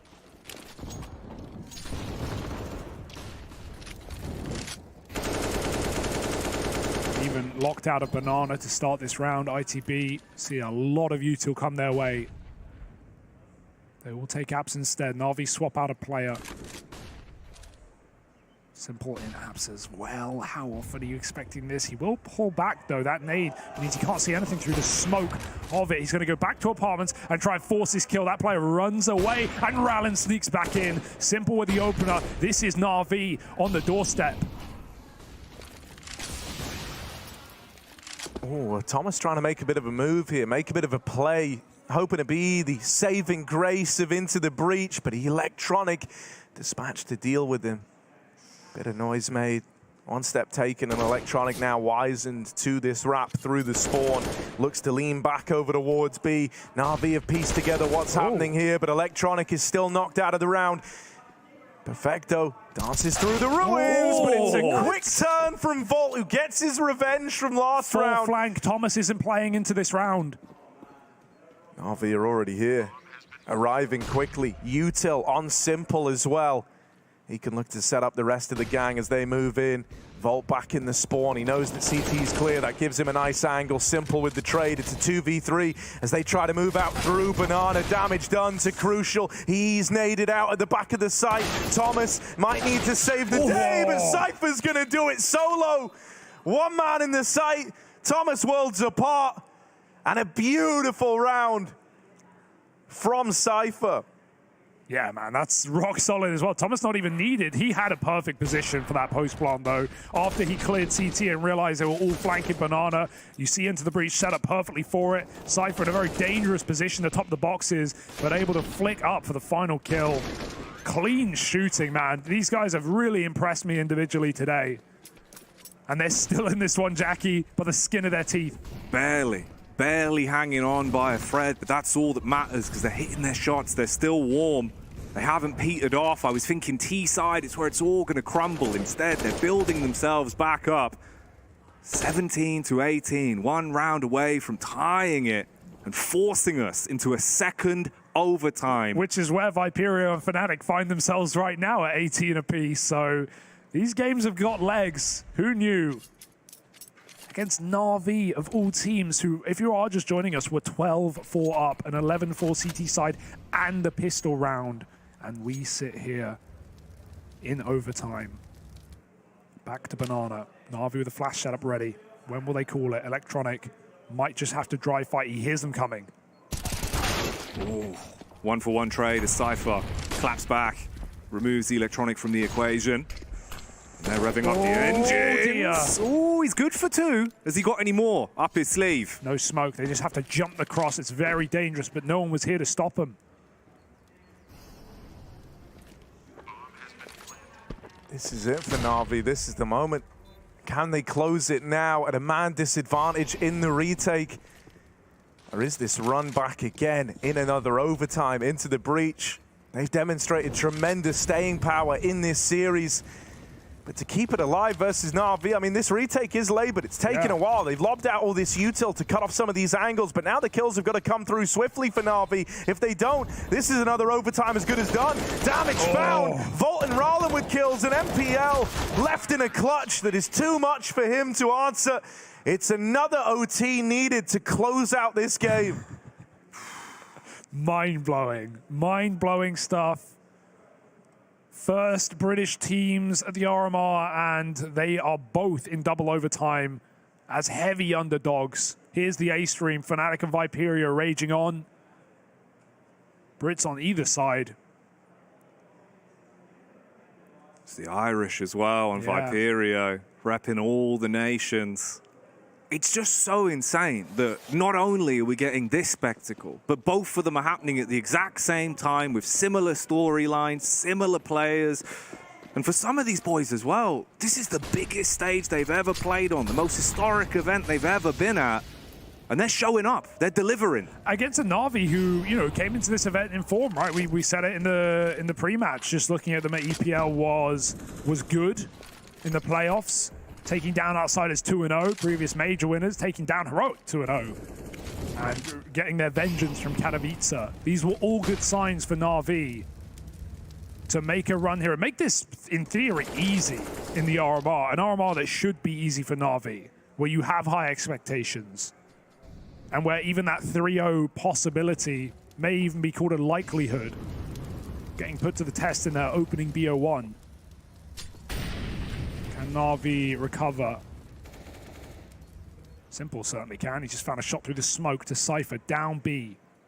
Probably saw him there. That smoke doesn't cover the gap. Good molly. Vector's got to move though, and he will be fine for now. Support from the long side. Volt picks his targets though, and he takes them both out of nowhere, dropping into the pit. There's a one-way for Bit. He has got a kill over the top of it, and MPL they don't know. Yeah, right now they're so focused on dealing with Bit. I don't know if they're even going to expect this second man. Why would MPL still be here? Hasn't fired off yet. They don't know about him. And so they just bide their time. These two pit players trapped in a cage, but it's all by design. Crucial with the long wrap. Now, if he can deal with Simple in the library, that makes life a lot easier. But he's just looked away, and Simple now knows. However, this kill, you can't wait forever, and Crucial's gonna nail it. There's the follow-up. Volt holds his own in this site. MPL left in another one of these rough clutches, but the bomb is not for Crucial. He called his bluff, running out of time, and he will lock it in. He got off it. He had a second left. He got off it. He wanted to fight. I don't think there was even time if you win the kill to get back on it. No, there was nothing for him. He had to gamble, but MPL nerves, they strike. What a nice try.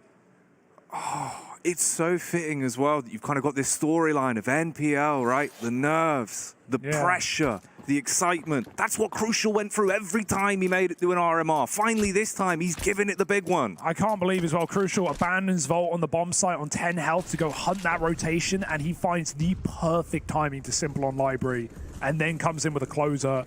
First round in second overtime, it's into the breach. Plenty more to do, though. And Simple again, same as last round. Starts off 5-on-4. Last time killed Cypher and Banana. This time it's Rallen in mid. Big scalp to find. Simple doing what he can. He was very quiet in regulation. Once we've hit the overtimes, it's been the Simple show. Doubled his kills in less rounds. Perfecto leans back to B just at the right time, and he even spots someone that jiggle. Yeah, they try to play out fast before any util comes in, but it's not worked out for Into the Breach. They feed the beast at B, and now they're re-smoked still in at the top of Banana. They're going to come through it. They at least look to move in. This late boost from Perfecto is great. They just spammed it, so they thought it was clear. And oh my goodness, this is wild. We'll get bested by Crucial, but it's all left on Volt. Only thing on his side is time, and even that is slowly turning against him in the 1v4. This is asking too much, and so there's Simple to close. Yeah. Tie game. It looks crazy for Perfecto, but it's supported, right? Electronic runs in off Coffins at the same time. He's putting so much pressure on that even his death is just a guaranteed trade there with the smoke down. And very nice to see Simple finding all the success on opening kills as well for Na'Vi. They level out 1-1. Deciding round here. Where will Simple go? Deeper this time. Flashed off, and he's not going to go back for a crucial wait, and he will get nothing.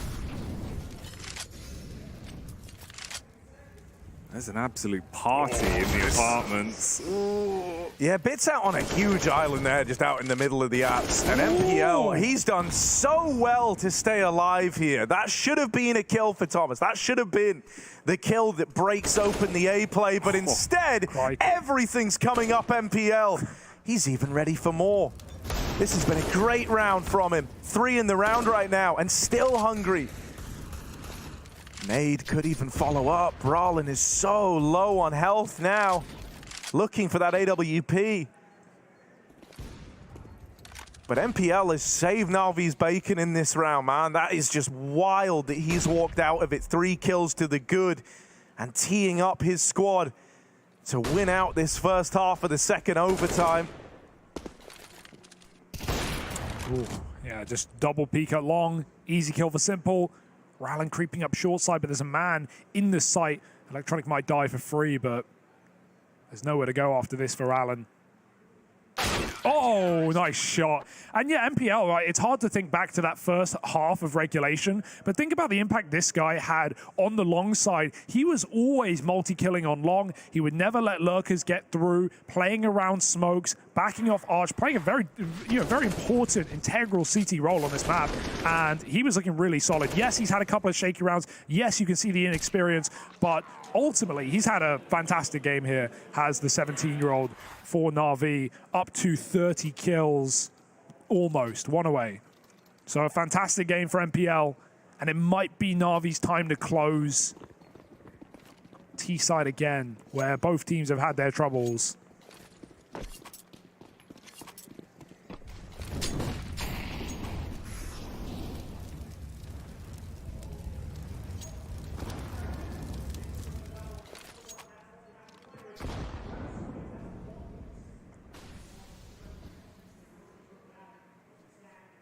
Full banana, and when ITV usually get... Oh, okay, forget it. I was going to say they're rotating. They were.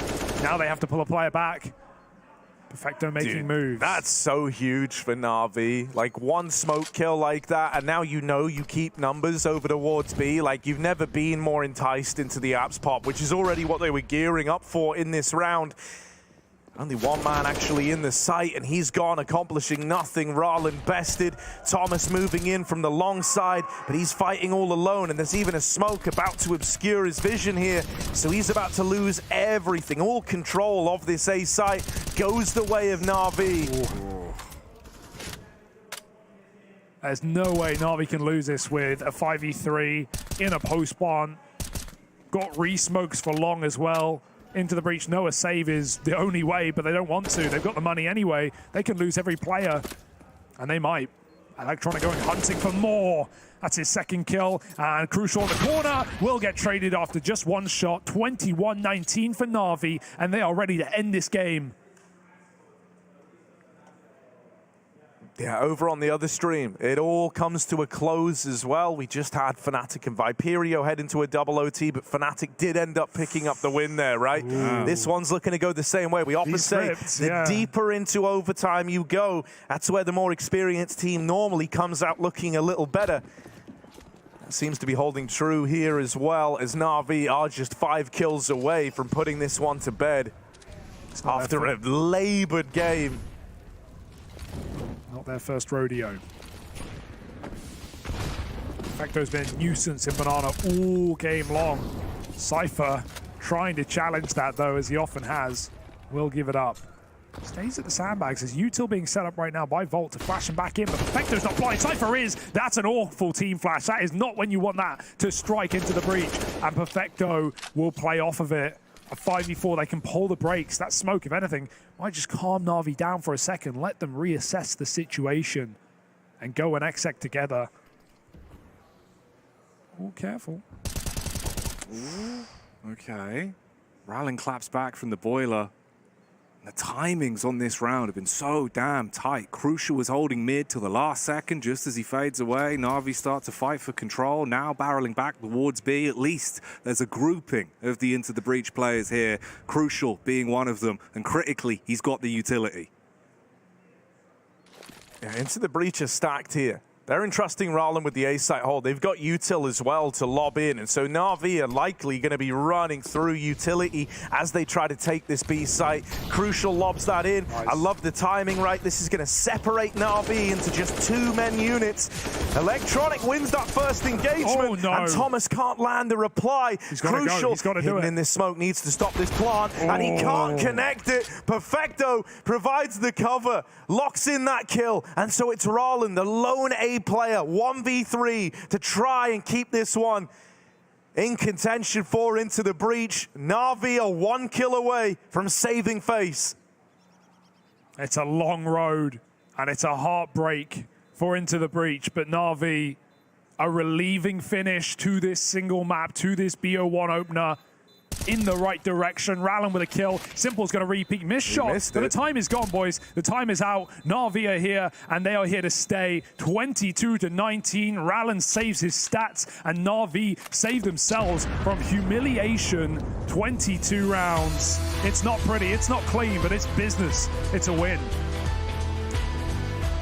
Yeah, right. Very reassuring that they're able to dust themselves off here. I don't think this was kind of the hero's welcome that Na'Vi were hoping for. I think they were expecting this to be a lot cleaner, especially after how this all started with a 12-4 scoreline once belonging to Na'Vi. It's one of these games where even though they win, you end up kind of giving more credit to the opposition, to pushing them that far in the first place. Reassuring, though, to see guys like Perfecto delivering some great performances. Bit really stepping it up once we hit OT as well. He was like comfortably down bottom of the board for Na'Vi. Then when we hit the overtime, it felt like he came alive. He was always good for a multi-kill. He was always good for 2 when he should get 1. And yeah, you know, I think the feeling I feel at the end of this is more so just muted relief for Na'Vi. Yeah. Especially considering the questions of Electronic's current form, right? As in-game leader of this team, he had a quiet T-side individually in the second half after dominating on the B holds, but he kept it going in overtime, as Na'Vi should have. And Electronic looked really good, 36 kills. But the end of things, boys, a very nice game from the captain of Na'Vi. And Into the Breach, hey, ultimately, an impressive game from them. It puts them on the map for the rest of the RMR, and it makes us keep our eyes closely trained on these 2 British squads. Oh, massively so, because you can see it reflected here in terms of the frags they were able to pick up, right? You know, Thomas had a horrendous start. He wasn't able to find first kill, anything. round 13, just to clarify. Like, now look where he finishes, right? Like, at least he was able to get into the course of the game. Rallen as well, 28 frags, I was saying. He's always good for 20. It just seems to be consistent with him. And crucial, we got a chance to see what he's like with the AWP. If this would have ended 16-5, 16-6, you're thinking Into the Breach just don't have the confidence to bounce back in your 0-1 game. Now, at least you're a little bit more reinvigorated. A good sign. Ultimately, a good sign for Into the Breach. They were never meant to win that game, but they at least made it interesting, hey? And for Na'Vi, they go 1-0 up as well, joining the likes of Fnatic. Yeah. You know, I think, you know, when we kind of look, because just to like home in on Into the Breach, right, as like the topic that's very interesting, I think, you know, in terms of like limit testing what guys like Crucial are capable of versus top tier opposition, this was a good match for that, right? I think there's some moments there towards the end where maybe it falls down, and those are the moments that are going to haunt you. We have like the team flash over towards top banana. You had a couple of rounds where Crucial just didn't really know when to quit, but I think these are lessons that you had to learn at some point, and you would rather learn them in your opening game than further down the line. For sure. And, you know, the confidence was there. That was very much true on CT side. We saw a lot of aggressive banana takes, Crucial with a lot of repeats, some great, some not so great, but it shows that the mindset is there at least for Into the Breach moving forward. They will be going down into that lower side. 0-1 in the Swiss system so far, whereas you can see we have our 4 first winners. Bait, VP, Fnatic, and Na'Vi all sit up comfortably with their opening win. Only one upset today so far, but the day has just begun. Yeah, and dude, I mean, it could have been 3 for a moment there, right? Like that's the kind of margins we were working with. Both of these games were required to have field a double overtime for the kind of favorite to close it out, right? And you know, at a bare minimum, this does save us from some weirdness down the line. In a world where, you know, we had Na'Vi and Fnatic down 0-1, there would have been some real scuffed matchups as this continues, right? And it would have been this scenario, we keep saying this is like the last major in global offensive. It would have led to a scenario where it's like there would have been top dogs missing out. So, you know, at least the field's still open to kind of normalize. Well, BO1s are continuing all day long, and we have Sprout taking on Falcons as well. The only French team left in contention here for the Paris Major coming up next, so don't miss it. We'll be back after the break. I remember more Monesi clutches. Right, yeah. You know, it was weird. It happened in Abu Dhabi.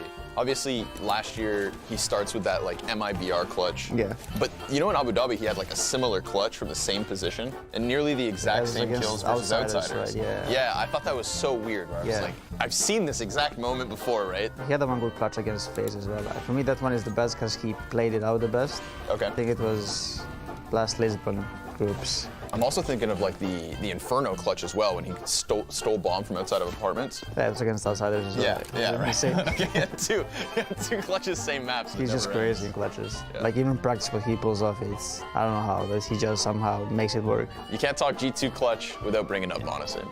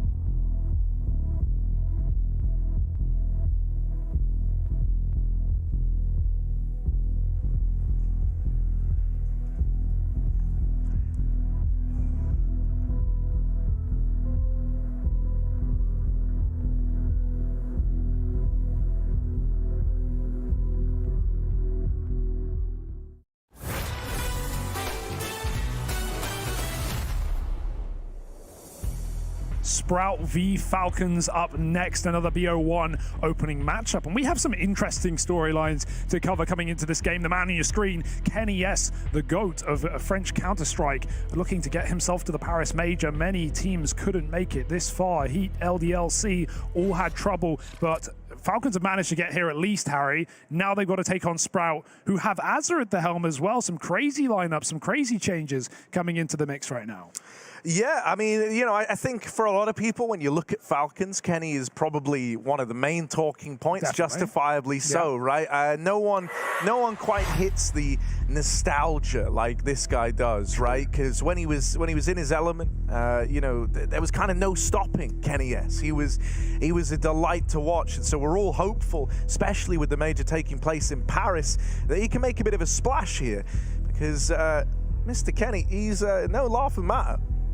Absolutely not, right? And he's actually been in pretty good form as well. Ever since we've seen him come back, it can be difficult to return to the top after, years off. And it's worth noting for Kenny S, this is his first LAN debut, or not debut, his first LAN match since G2, since all those years ago in, I want to say it was 2021, where he played last. So he hasn't even been on LAN in almost 2 years. So that's unbelievable. Yeah, a year and a bit for Kenny. I guess it that's depends on if you count show matches, which... I don't. Okay, fair. There you go. Why? Then. What are you talking about? He was in the show match World Finals.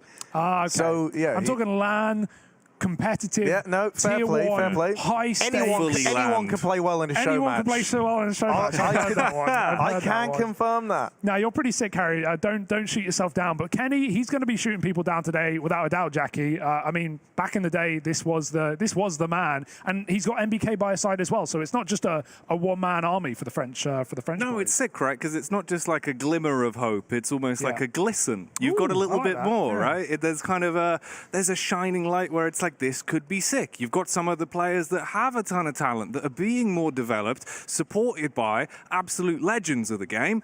And it's just really cool that I think you even get to see that in this day and age of Counter-Strike, and how fitting. I know it's obviously been said a few times, but you're going to the Paris Major if you make this, and that really would be the fairy tale story. And I think everyone wants to get behind that storyline as well, because it's not just Kenny and MBK. You have some young, talented players in here as well, in terms of, like, well, firstly, Python. A lot of people talk about him, but I also want to draw attention to Misuta, of course, of ex-Vitality fame, played alongside Zaiwu, right? You've actually got a wealth of experience, a wealth of players who have played at the top level, even for a little bit inside of this team. And we haven't even talked about Body yet. But let's flip the script, boys. Let's talk about that other side, because we have Sprout now with an Aussie in-game leader like Dexter over in Europe, playing with some youngsters of their own rights, a mix of Romanian and Danish talent.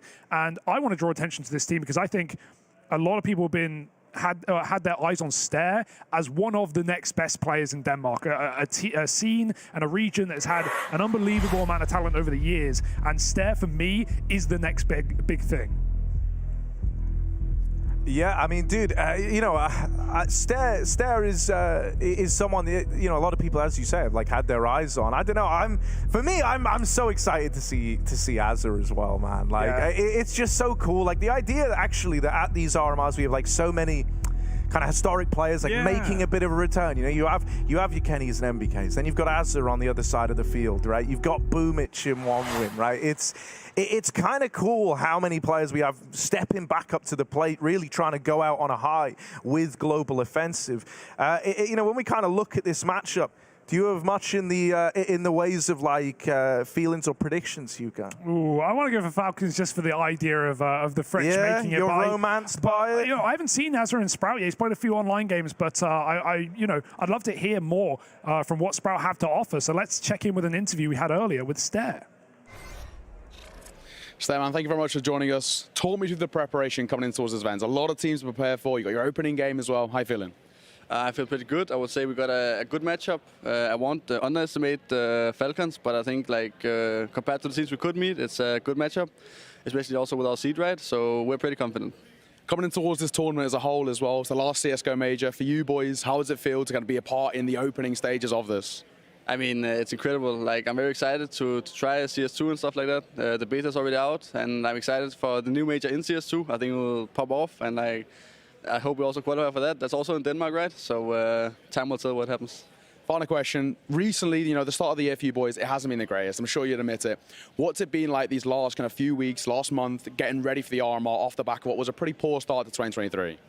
I mean, we had a lot of talks about what we think went wrong and where we could improve, because of course it was not optimal what happened and our performance. And by that we just practiced a lot and talked about how do we better ourselves and make less mistakes, right? So we had more talking and more theory instead of actually playing the game, so we could learn from that. So some theory crafting, some homework perhaps for Stair and the boys. And it's going to be needed, right? Harry, we talked briefly about the return of Azza, obviously coming from Renegades through 100 Thieves, through Extremum, even playing in Europe for a long time with Buntet as well. He went back to Australia for a little bit in that Encore project where we saw at a Pro League 4 seasons ago, I want to say. But I guess he wanted some fresher European talent, and he certainly got that with this team. Do you have high expectations of the future of Sprout, of Azza leading this squad? I think it's a very cool pickup because, I don't know, man. I always liked what Azza brought to the table in those old Aussie squads, right? Even over the kind of like COVID era, I have fond memories of that 100 Thieves squad being like one of the top dogs out in NA, right? And that was with this guy at the helm. So, you know, when you kind of looked who was like battling for first place there, it was like a real fight to the death between Liquid Furia and 100 Thieves throughout that era, right? And then we kind of had like the collapse of that team. You had guys like Jacob actually go back to Norway and join up with Apex, who we do have coming down the pipeline later on, right? Yeah. So there's some history there. But Azza, over his time, you know, as he kind of developed to being a leader, if you remember, that wasn't actually like his initial thing, right? He had to kind of take it in his stride a little bit later on. You know, I think he did a lot for the 100 Thieves squad, and I do like it. And I almost wonder if this is where, you know, the influence, the kind of romance of Dexter's story within MOUZ could have even played into it, right? Like Azza, compared to Dexter when he got brought over, is way more experienced, right? In terms of games played, in terms of playing on big stages, Azza's kind of the man in that regard. So I actually really like it as a pickup, and I think it's going to give a bit of a unique outlook for Sprout, right? Who have always been used to having these kind of EU-centric leaders behind them. Oh, absolutely. Plus, it was actually a squad that was like in crisis when it came to leadership as well. So it's not like they really had like many an option to go with. Everyone they kind of tried felt like it was just a bit of a fail. And I think Azza is a pretty personable guy who is going to do everything he can to make sure the team succeeds. So yeah, I think you found someone who fits the bill quite nicely, and in doing so, you've given us a cool return story for him.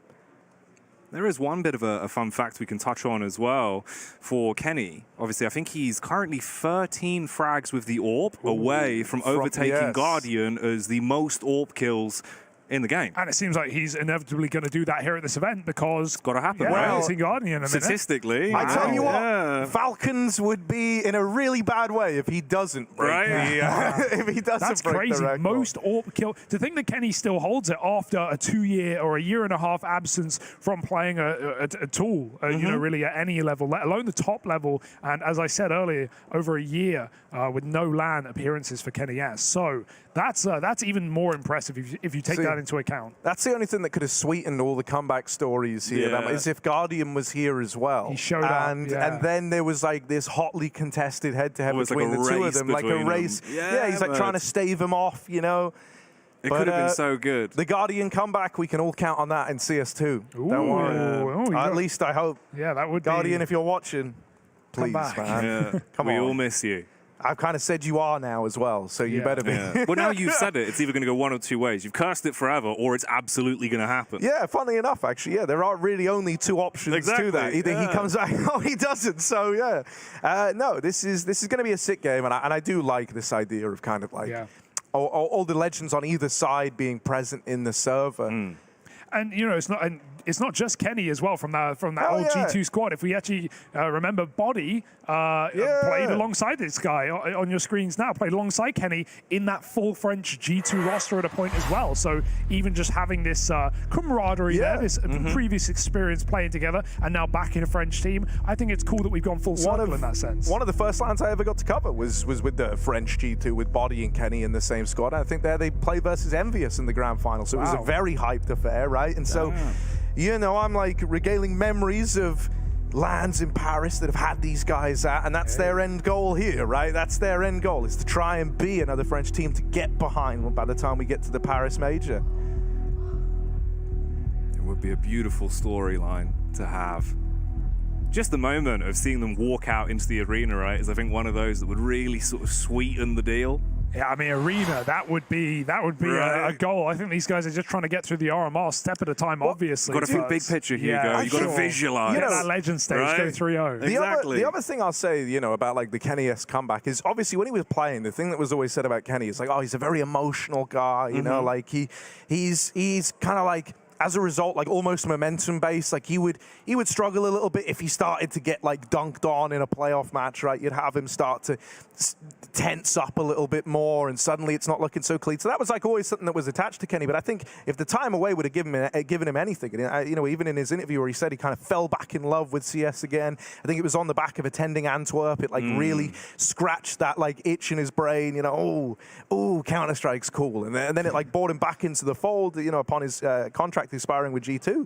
So, you know, it's sick to have him back, but I think the time away is probably giving him a bit of a time to reflect and maybe, you know, come to terms with some of the, you know, you've got to bear in mind, like, as he became a pro, as he kind of became the guy of French Counter-Strike, he was still young, he was still, you know, what it meant to be a pro changed a lot. They also nerfed the AWP into the ground, so he had to put in like way more effort to try and get up to speed with everyone else who was doing that at the time. And I think all that stuff was pretty taxing on Kenny S. And I think it even led to, as he like admitted in that interview when he did announce his return, that, you know, he did kind of like fall out of love with the game a little bit. And so I think having time away, regaining that kind of fondness, really putting your heart and soul into it, and having time to reflect and just mature, you know, I do wonder just how emotional this guy is now in terms of, you know, does that have much of an influence on how he plays? Let's move back a little bit as well to some of the Sprout boys I want to talk about, because there's still kind of untapped potential here. There's still kind of untalked about players from this conversation, right? You have, worth noting, Zyphon, the only remaining player of that Copenhagen Flames roster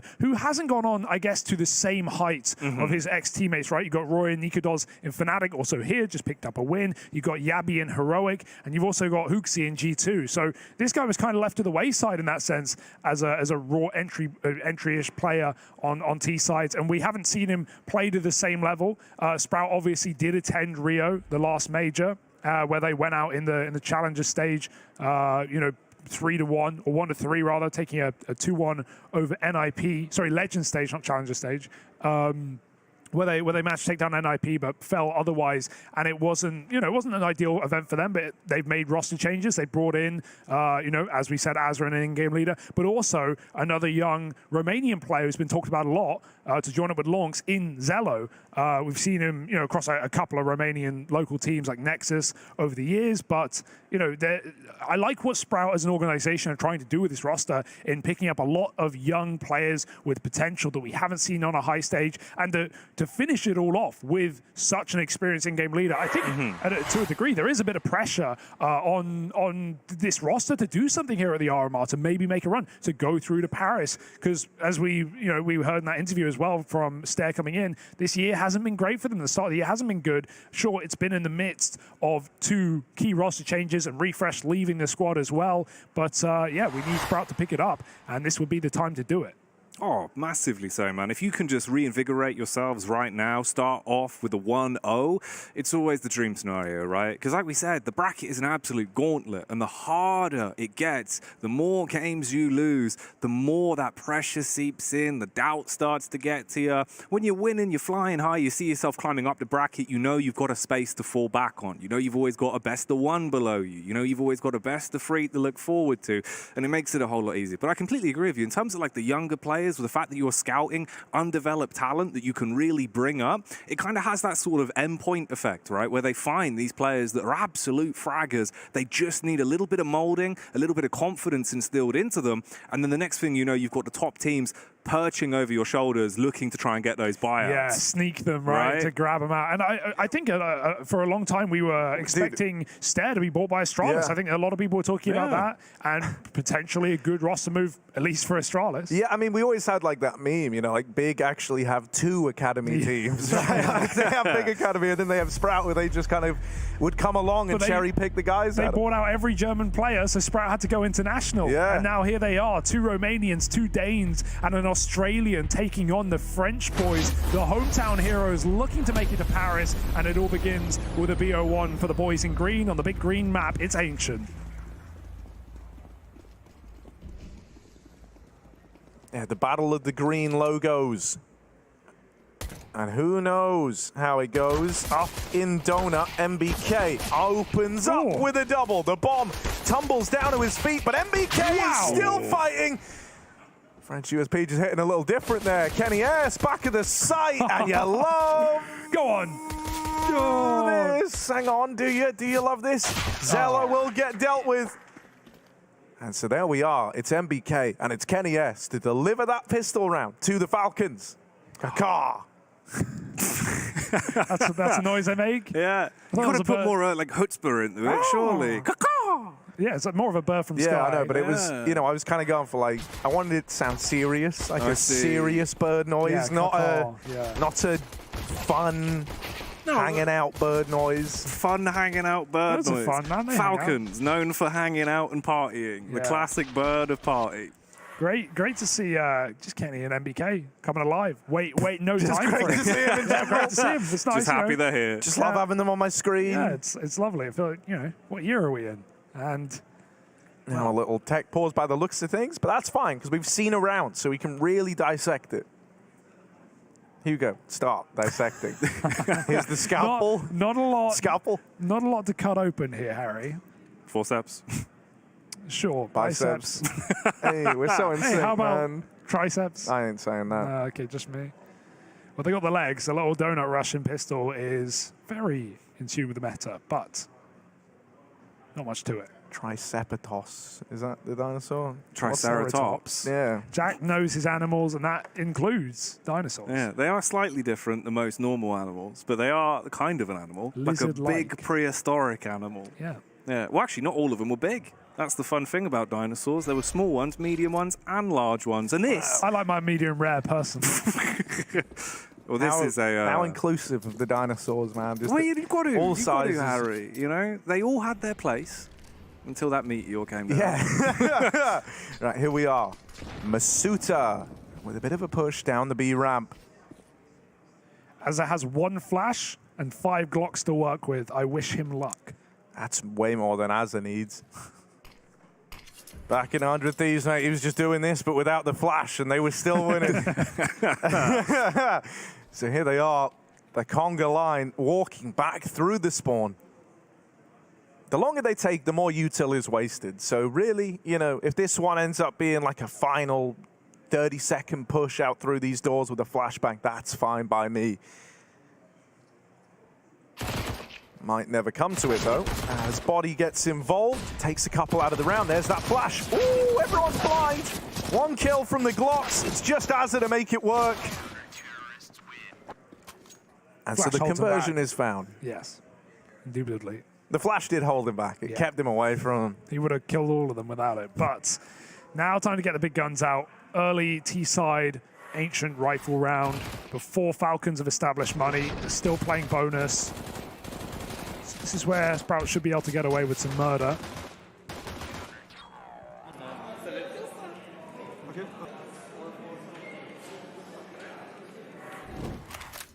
All right, yo then. We are into the thick of it as the buys are coming out, and oh my god, utility damage galore, ruining Azza and Zyphon immediately, and there's still more coming. An extra HE dashed into the back, drops him down to 38 immediately. So Sprout might have firepower, but they're looking a bit green around the gills, and MBK still wants to make the ill plays, opens up with a frag on mid.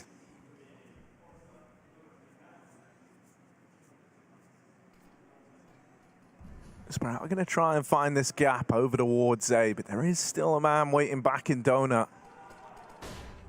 Python's here. Oh dear. That is one hell of a missed Molotov. They molly their teammate off the boost, and they might win the round anyway, so that's pretty cool. A 3-on-3 found as they get 2 kills back in reply. Is MBK to keep Falcons up in the lead on this one. Zyphon, the smoke's going to fade. His teammate's still a ways away. Stair moving in through main, so Zyphon feels the pressure to make a bit of a move. Stair arrives just a few seconds too late to do much. There's one, but end of the line as Masuta locks in the trade game. And so the Falcons flying high. The first rifle round going their way as well, in addition to the pistol. This is a nice start over on the CT side for Sprout. I mean, honestly, it's pretty brutal about the whole Molly thing. I laughed about it because they got 2 kills back straight away, so it didn't really feel like it was going to matter much. But they had a player up on the boost who was watching CT who could have stopped some of these peaks coming through, could have stopped some of the involvement, some of the angles that Falcons had. But betrayed by his teammate, of course. Dead now. Of course. Sprout, have a Judas in the mix. Here we go.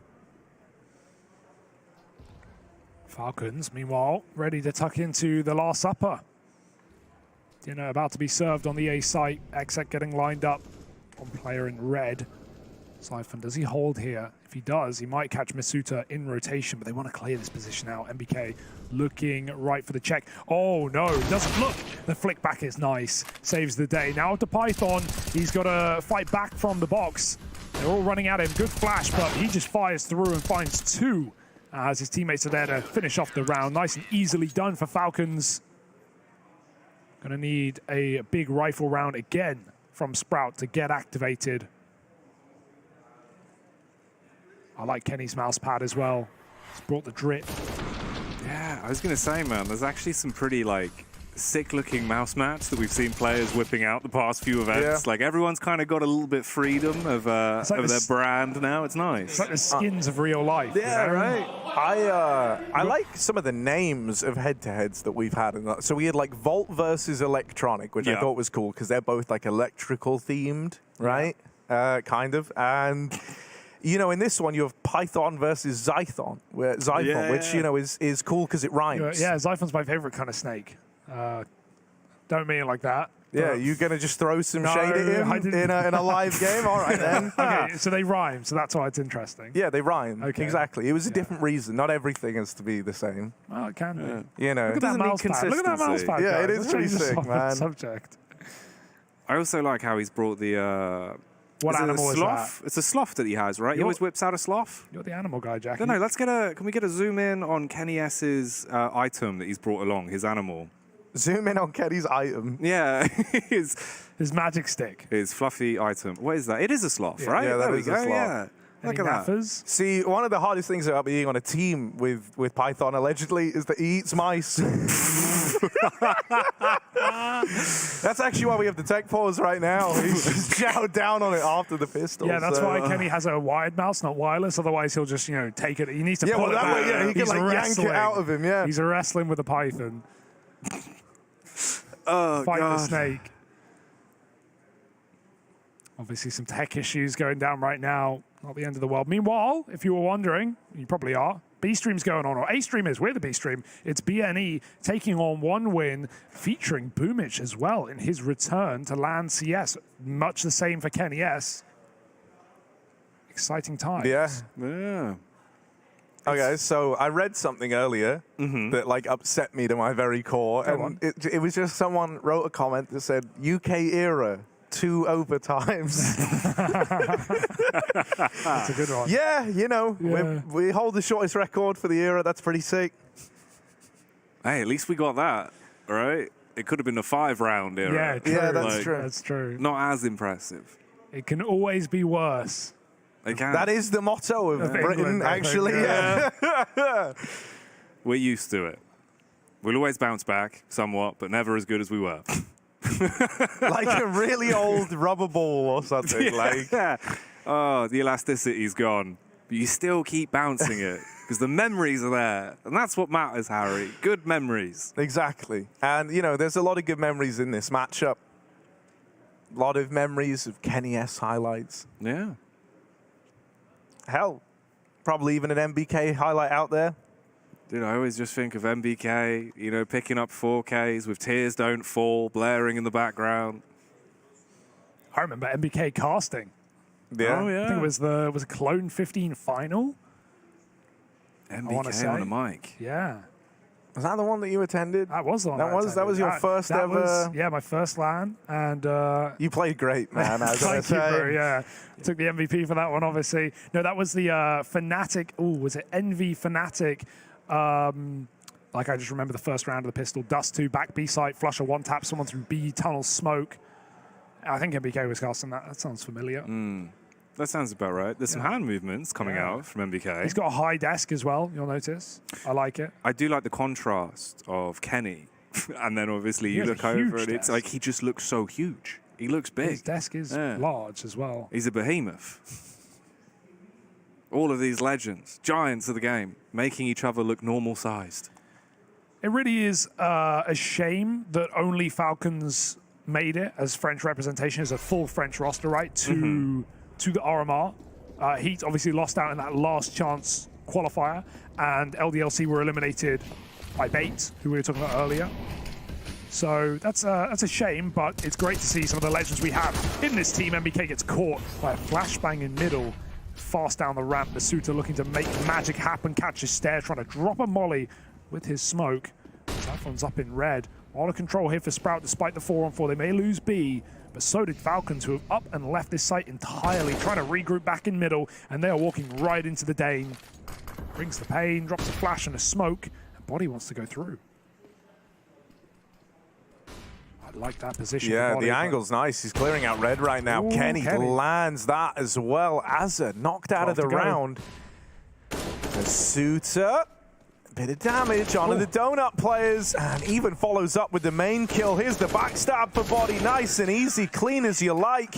It's a 5-0 opener for the Falcons. That's Kenny's first kill, right, with the AWP? Yeah, that is. So that now puts him 12 away. Is it definitely 13? It was 13, 100% before the event started. Good to know. So we should be down to 12. 12 to go, and that's to be even or to be in the lead with Guardian? I think that's to beat. That's to beat Guardian's current. 12 to go, and Kenny S better than Guardian. Let's see if he can do it this match. Well, right now, unless Sprout step up, there won't be time for 12 more kills for Kenny. Well, I'm exaggerating. Yeah, I was going to say, if they 16 off, I like to think Kenny gets at least a kill in some of those rounds. Well, but hey, hey, 16-0, not me. No, me either. No one's ever done that. Flash over the B doors. Falcons with Kenny on long side. He's watching for the red flank right now, but he can turn very quickly. Going to contact. Don't want to announce it. It will be an execute. Short and long smokes over. Zyphon waiting for a flank that won't come. Maybe through middle later. Kenny, will he get smoked off? The cave is. Oh, Masuta goes right through. I love the confidence from this guy right now. 3 kills very quickly, and Kenny make it 11. Yeah, bringing those numbers down. And keeping the numbers going up for Falcons overall as well. Zyphon milking this for all he can around the world. Squeezing the udder. But Falcons aren't going to move away from this setup. MBK doesn't have to commit. He can just get info. But 1 bullet. And that's the round for Falcons. Here it comes. Oh, now they've seen him. Go give Kenny the kill. Give Kenny the kill. Yeah, there it is. Up to 10. Ooh. He's doing it quite quickly. Yeah, this is a speed run. I know. He knows what's on the line. Don't tell me Kenny's not keeping count. 90% world record, beat Guardians world record. Speed run. Truly activated here. Kenny's crafting really nice, something. man. Yeah, Masuta looking fresh as well, right? Obviously, it was hard to argue for him over a player like Spinks. But right now, back in a French roster, looking very free. And MBK, even turned for the flash as well. That's the difference. Last time he got caught in the open. This time, picks a nice spot in front of the Molotov, turns and takes 2 with him. Kenny. He wants to bring that down to 9. Posting up on the angle like a gangster. Has to back off. Makes a bit of noise as well. Stare baited in. Hook, line, and sinker. The aggression just never ends for Falcons. Flashing a BP. Kenny with a missed shot will die. There's a flank coming in for Body, though. And Masuta looks solid on the site. That's a good shot, though. Will allow a plant. He's going to fake it out. The spam very close to killing him. They know he's off the bomb now. Chasing him down, and Body will be there to stop it. Falcon still yet to drop a round. Yes, 7-0 now. Building upon this this hot start that they had, and I mean everyone's kind of rising to the occasion right about now. Not a weak link in sight, it seems. Stair still yet to really get rolling. Sat down bottom of the board at 1 and 7, and I don't think that can keep up in any margin if Sprout do want to try and pull this back, right? You were talking about him coming in, Hugo. You were saying there's been a lot of eyes on this guy. He's, you know, one of the big hopes of the Danish region, and he's had a bit of a rough go at it. Azza down bottom alongside him. You know, that one I think is a little more forgivable. And in a lot of these games, you're kind of going to look for Azza to just have a very like middle of the pack performance, right? It's not the end of the world that he's a little quiet, but Stair defo going to need to find his form if they don't want to get steamrolled in this. Where do you get that momentum from as well? Because again, obviously the cash going to be horrendous. Just a couple of Eagles and the 2 Tech 9s. Zyphon trying his luck. Went out for the play on middle, but not going to work too well. Nathan has been doing a great job of just locking it down and making a mess of anyone that comes towards him every time. They do at least bleed their way out onto the A site, but this just sets Kenny up, licking his lips to try and build on that number. They crossed in, though. I don't know if he realizes this. He's holding big, and they are in the temple right now. If Lonks doesn't chase this kill, Kenny might not clear the corner, and that's a way in for Sprout. Good spam will be heard by Kenny. Comes that along, but it's a big flank, and Kenny's patience right now may pay off if Lonks peeks. There's a backstab. Kenny misses his shot, and surprise, surprise, Sprout have done it with pistols. They've made themselves a chance. Ooh. The lineup was there. Lonks wins a kill. Python could get on the bomb if he does it soon. Smoke and a kit. They're going to chase him. They're going to face him. He's found another. Zello does not have the gun to spam, but he's got to make it work, and they find him in the last second. Falcons will win the round somehow, some way, even with that 4v3 and a big flank. It's not enough for Sprout. Dude, that's rough. That's one of those rounds that like just gets away from you so quickly you almost don't have time to realize that actually it's getting out of hand, right? It went from feeling like you were invincible, like victory was assured, to suddenly you've lost 3 players and you're down to this like awkward 1v2, right? And that happened so quickly. And so Sprout were never really in a position to kind of call, okay guys, like let's just play the advantage here. Let's just kind of slow it down. They lose the flank to the man in red who then pulls up. Then you've got Python getting involved and like nailing guys as they try to cross out a temple. That one spirals so quickly. And so those rounds kind of hurt because you feel like you met all the win conditions. You kind of did all the legwork, but now you get none of the reward. MBK over in mid has been a real problem, but they're finally going to deal with him. Zyphon with an opener and Python dead over at main, goes 1 for 1. But this is going to tee up Sprout for the A-Rap. I think Falcons might already be leaning away from this for the save. It's a good play. I mean, they have a lot of money. They can keep a bank up, but just keep it in good standing. They're so out of position here. Everyone gambling towards B. They will aggress for kills, but nothing is given, so they'll just take the route to save. Already Stair watching the spawn, though. So that will finally be Sprout breaking through on the T side, taking a round. Yeah, MBK, it's been 50-50. He's had a couple of nice rounds in middle, but when the flashes land, he is dead. Often alone in these positions. Nice play for Zyphon, calling for that flash through the smoke.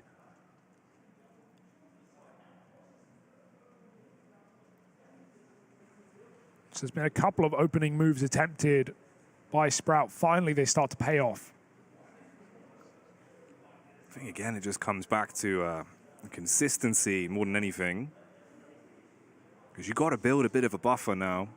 We're actually getting quite late into the game. It didn't feel like it because it doesn't really seem like it's been live for that long. But the sheer amount of rounds that Falcons have been able to farm up, you need to build yourself a buffer. Have something to fall back on. 1 round's great, but you really need some more. At least here, there'll be an equal spread of weapons across the board as well. We get Zello on the AWP. We get Kenny on the AWP. We'll see if there'll be any anomalies here into the 10th.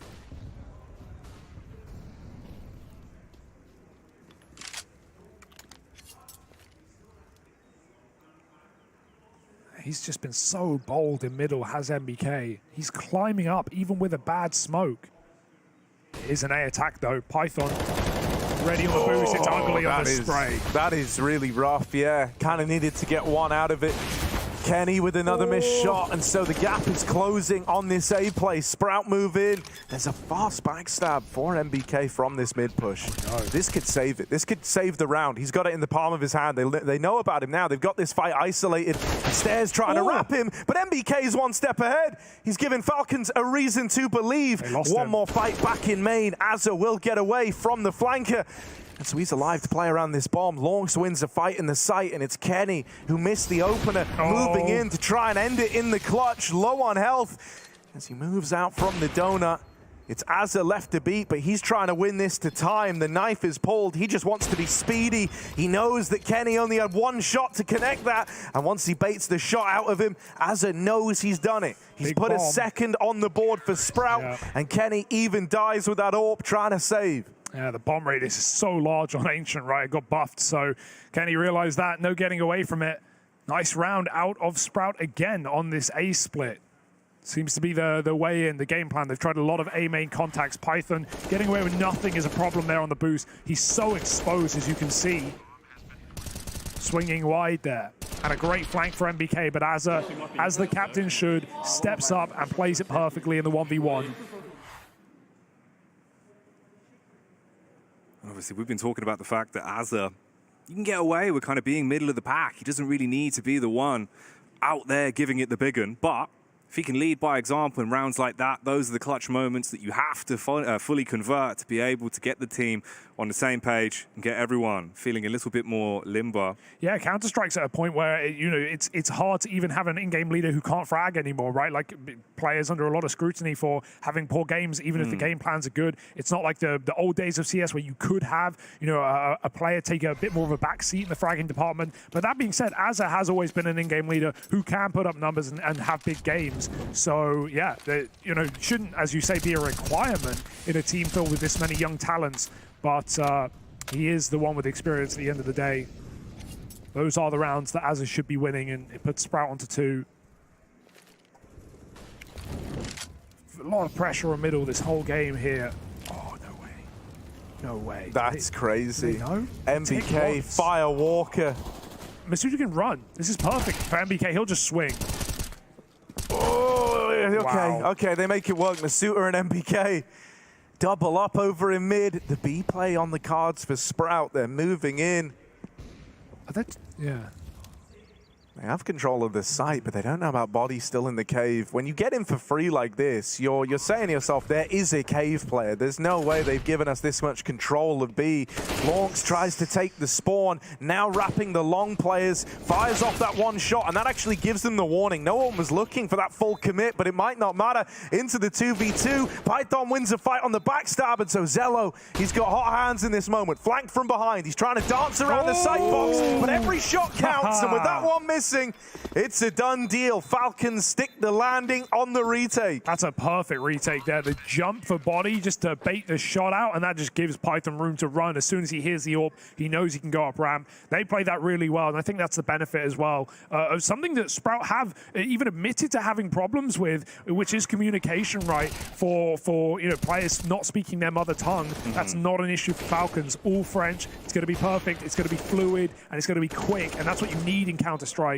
So yeah, very well played 2v1 there. They don't let that AWP isolate duels. This really is starting to barrel out of control as well. Falcons poise themselves onto a 9th round already. At least there is still firepower, limited in some instances, but for the most part, it's there. It's what they need. Ooh, that's not what you ever want. Saved. God damn, all right. It's getting a little bit freaky. You'll take that save. Could have gone a lot worse for Kenny. He's had a few misses in these last couple of rounds. Ooh. Lucky to be alive in the red room. He's just baiting for MBK as well, who will almost never be cleared. Oh, he goes swinging again. MBK forcing fights, but Zypher's there in time. Not good for 2. Body keeps it in the favor of Falcons, and we'll just concede middle at this point. A 4v3. They don't feel the need to get a kill, and only just now getting back into the B bomb site are Falcons. Yeah, but they've been fine to play retake here, right? It's been a bit of a go-to, shuffling at players around the map, willing to concede resources over towards B, only to rotate in late. I love this. Retake it in post plants. They're content with doing this. That boost didn't spot anything, but they go 1-for-1 on the cave player. Masuta will get knocked out by Azza, who comes up ramp swinging. But Kenny holds the cross, and there isn't util to get him off this angle. They take long. They're going to start crossing. Yeah. No one's holding for this right now. no. Both players could Oh, line up. no. They're right there. Holding over the top is Python, and he had to line up the double. Lovely round from him. It was about to be a lineup for one of the teams. One of the teams was about to be double killed. Hey man, look, Kenny clearly has faith in Python. Those were 2 moments in that round where it's those two playing together. He's putting a lot of faith in Python to like lock in the kill if Kenny misses. Great save. Yeah, fantastic. And I mean, if they peek that slower, like they probably see Kenny first, they kill him, but they have to go wide. They have to just look for the kills. Ironically, I think it's the threat that it's Kenny that you know is going to be coming from CT as to why they swing so close together. That's like spacing the counter an AWP, and it's actually bad against rifles. If you want to think about like rock, paper, scissors of how you peek that. They've caught him off guard once more, and these have been how Sprout get their rounds. MBK's already here. Been a big-time player in the game so far, but this might be asking too much. The site is already in enemy hands. The bomb is already planted, and nothing's being offered up. Unless you get given a kill, if you're Kenny, you should save. Just to keep this money going, just to keep the lead strong. Otherwise, you give the option for Sprout to get a 5-round half. This is the right call. Ironically enough, if Kenny hung around for a couple more seconds, they might have given him a kill. But I think this is for the better for Falcons to just guarantee they have a rebuy. And someone will be giving a talking to Python to be ready for those quick A plays. Because that's every round Sprout have found is catching Python with 0 kills. It's like finding the weakened knee, right? You just keep targeting it again and again and again. See how long it'll work for you. Falcons, man. Yeah, dude, knees fully burst. Cartilage. It's not ideal. So it's nice for Sprout. They're waking up near the end, but they do need 5 desperately. This is a map that's, you know, even lean T-sided. Recently back at the Pro League.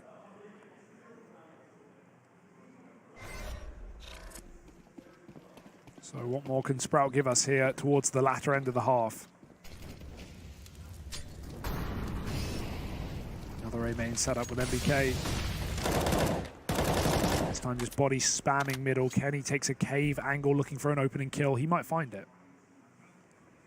It's kind of crazy how often there's been aggression through main like this. You know, it's not often that you kind of have teams really dedicating to taking this control away, but this has happened in a handful of rounds now. The backstab from MBK sticks the landing onto Zyphon, and I mean, for Sprout, this is like really awkward, because suddenly you now know that Falcons know where you're going. If they've taken main and they've killed your mid lurk, they've got all the info. But that little double, that transfer out of Lorks is going to entice them for the B play. That's given them the resolve. They're going to double down on it now and look to move in. There's still this big backstab on the cards for Python, who they don't know about. Body flashed off the angle. MBK a little ways away.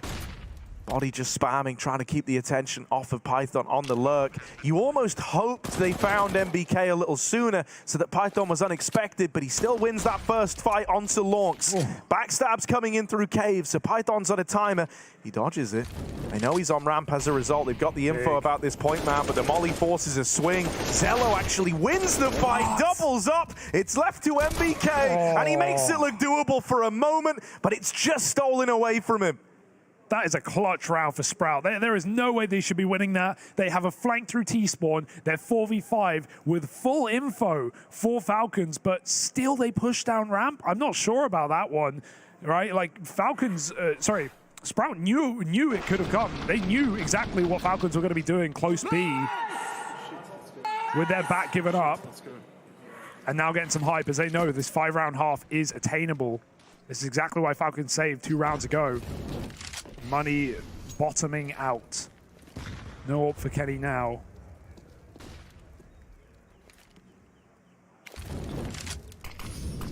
Really are scraping the bottom of the barrel, what you've been able to bring out. Body on the Deke though, up close and personal. It's got flashbangs to try and make a bit of a maneuver with as well. And it's the UMP from Suta. My God, I haven't seen the UMP in a while.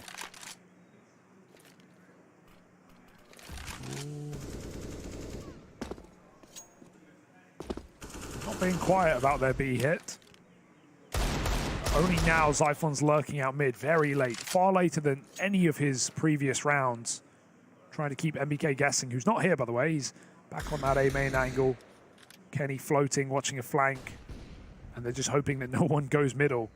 They might be right. Clear, double peek, and that's an easy kill for Body. He's even set up for more. Launx is lower. And now they've got Python trapped. They don't want it. The bomb's still here. This is a mess. They're trying to leave, but the bomb's so late. MBK could win the round.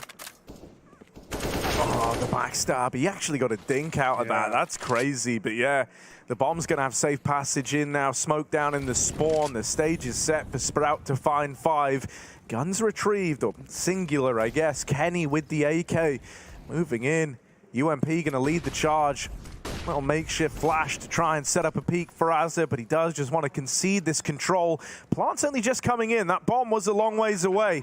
This has given Falcons a lot more time. They're far more entrenched with far more time on the clock than they should be, considering how long Sprite have had the sight, but it might not matter. Here's a backstab for Launx, and it's all left onto Kenny in the clutch. Kenny. Let's see if the man can make some magic once again. So many angles, so many awkward fights to get himself stuck into. Tagged down immediately, brought to just below 60 HP. Time rapidly ticking away. Paranoia kicking in. He knows it could be too little too late. Hits the first onto Launx, but no one else needs to face him. They all posted watching the bomb, and time is about to dissipate in front of him, and his head goes down with it. 5th round secured for Sprout, and that's the way it will end at the half. 10-5. How will it continue? Find out when we come back in after the break.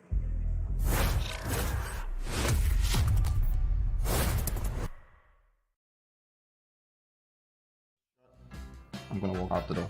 Flusher is the first guy I'm gonna get. No, it was not Flusher. Let's start with Simple as the first guess. Let's try.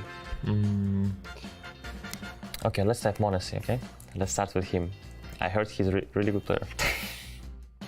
Okay. So he's from Europe. And he's young, it seems like. Let's try. I'm gonna go further down south. I'm going to say Kenny S, because I'm gonna try and see if I can hit an Arbor. And I guess I can go for Saibu, since that fits. So he's from G2 and it's an Arbor, so I'm kind of close. G2 and he's an Arbor. He played the last 2 majors. Monacy, alright? I just have to go for Manesi here, I think. But Manesi is Russian. Wait, what? Well done. What? Is Russia part of Europe? Wow, I'm actually insane. I told you before that I'm a really good player.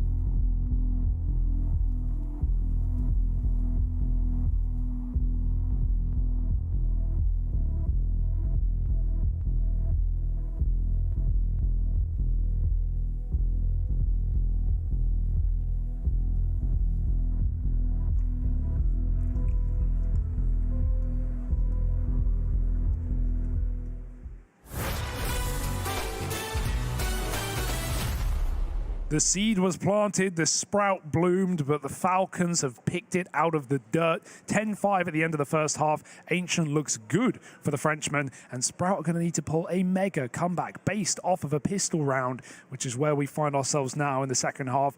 We got a little more warmed up for Sprout once we hit the end. The A site was the way in for them, but some great rounds out of Kenny S to begin, and MBK kept it going in the middle, certainly. So I'm feeling optimistic about the Falcons, at least, in this BO1 opener. Yeah, and I mean, you look at the side of Sprout as well, right? Some of the players we were highlighting on in the pre-game, we were saying you've got this talented pool of riflers in the roster, and we saw some of that. I mean, a few of the shots that were coming out were just ridiculous. Lonks was hitting some crazy bits, Zello as well, getting involved with the action. It's just sick to see. It's good that everyone's firing on all cylinders, but we do get ourselves stuck into the pistol. And it's decisive as well. If you're already throwing this BX sec, you'll notice 2 players are outside of A, so this is a fake out right now for Falcons. They haven't drawn any rotation, though, and that's a fantastic shot for Zyphon. Baiting for Lonks on the boost. Python's also going to give it a go, and this pistol has not gone to plan. It's a double fake. Exec B, die A, go B, but that A hit did not turn out prosperous. 3 men walking into ramp. Oh, that one's free. That one's also free. How about this one? Oh, this one's a little more costly, but not by much. Still kind of. Oh, okay. One back from body. Oh, I would have loved to plant.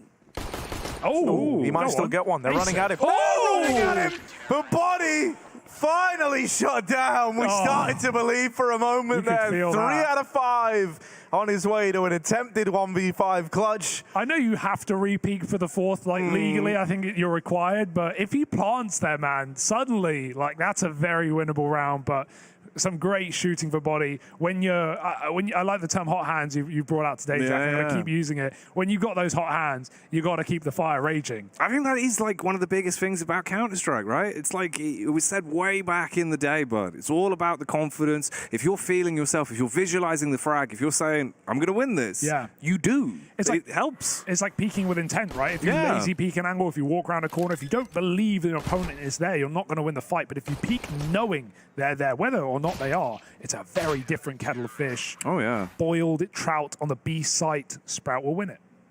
Full-on pickled herring. Pickled herring. Delicious. It's the Polish breakfast classic. Bit of sustroming, maybe. Ooh, fully gingerbread. Very nice. Bit of a timeout here before we get back in.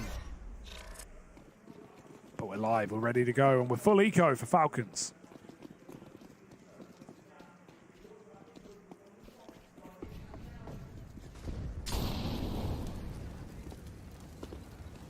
Just peeping the mini-map, seeing Azza just barreling his way down mid immediately. Madman. I know. Can't spell annihilation without Azza. I think you can. No, you definitely can't. Okay. Yeah, I've got a major in spelling. Well, major, that's where we're trying to find ourselves. This might spell disaster for Falcons, though, with just pistols to play with. Stairs even on the flank as well. He's realized they've cleaned out of B. Key is to keep everyone alive right now for the Sprout. Don't want to field L's v pistols. They will not. Yeah, a nice clean round. That's exactly what you want if you're Sprout. Nothing really against you. No sweat, no worry, and now money made. This is how you build back in, right? They kind of needed a bit of a foundation of cash with the scoreline where it is. What you don't want to happen is have that first rifle round go against you and then you're just broke, right? And they dodged that by mopping up this round very concisely.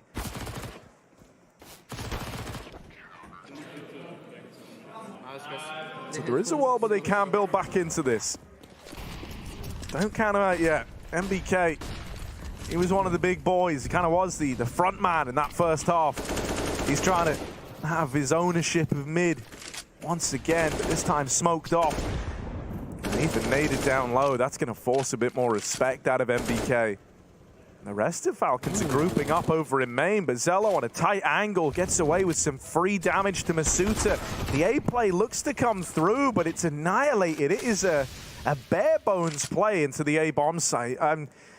you know, hesitant to say that was like even really a contact play because they got spotted before they even made it into the site. So that's a bit of a rough way for this first buy round to go. It's kind of already over. Yeah, they just tried to hunt Zello when they found him on big box, but there were so many more players off of that mid control to rotating quickly. It's weird because like you have so much time left. Even though the round is like dead in the water right now, you've still got a minute, so you almost don't want to admit defeat right now. Yeah, Body's trying to find a route back in. There's a world. There's a way. He needs this kill, though. And he won't clear it. Oh, fired off too soon. That gives Body a chance, but Launch just wants to close the gap, take this kill quickly while he has him low, boxed in a coffin. NBK, 1v4 with a couple of tagged up players. Maybe he could make this expensive. 20 seconds, though, and crossfires are ready. That box player will swing on Zyphon's contact. There it is. Pre-aims it, getting ready. Az is holding on. They face together. Well played by Sprout to make sure that doesn't get expensive. And they take 8 with 3 alive. It's a bonus round as well versus on the AKs. bonus round Big as well, round. right? Big round. That's kind of scary now, right? Because suddenly for Falcons, you were riding this high of a game that felt like it was yours already, really. You know, 10-2 up, felt like you couldn't set a foot wrong. And oh, how it's changed, and oh, how it's changed quickly at that, right? This scoreline is going to keep closing up. There's never going to be a moment of respite here.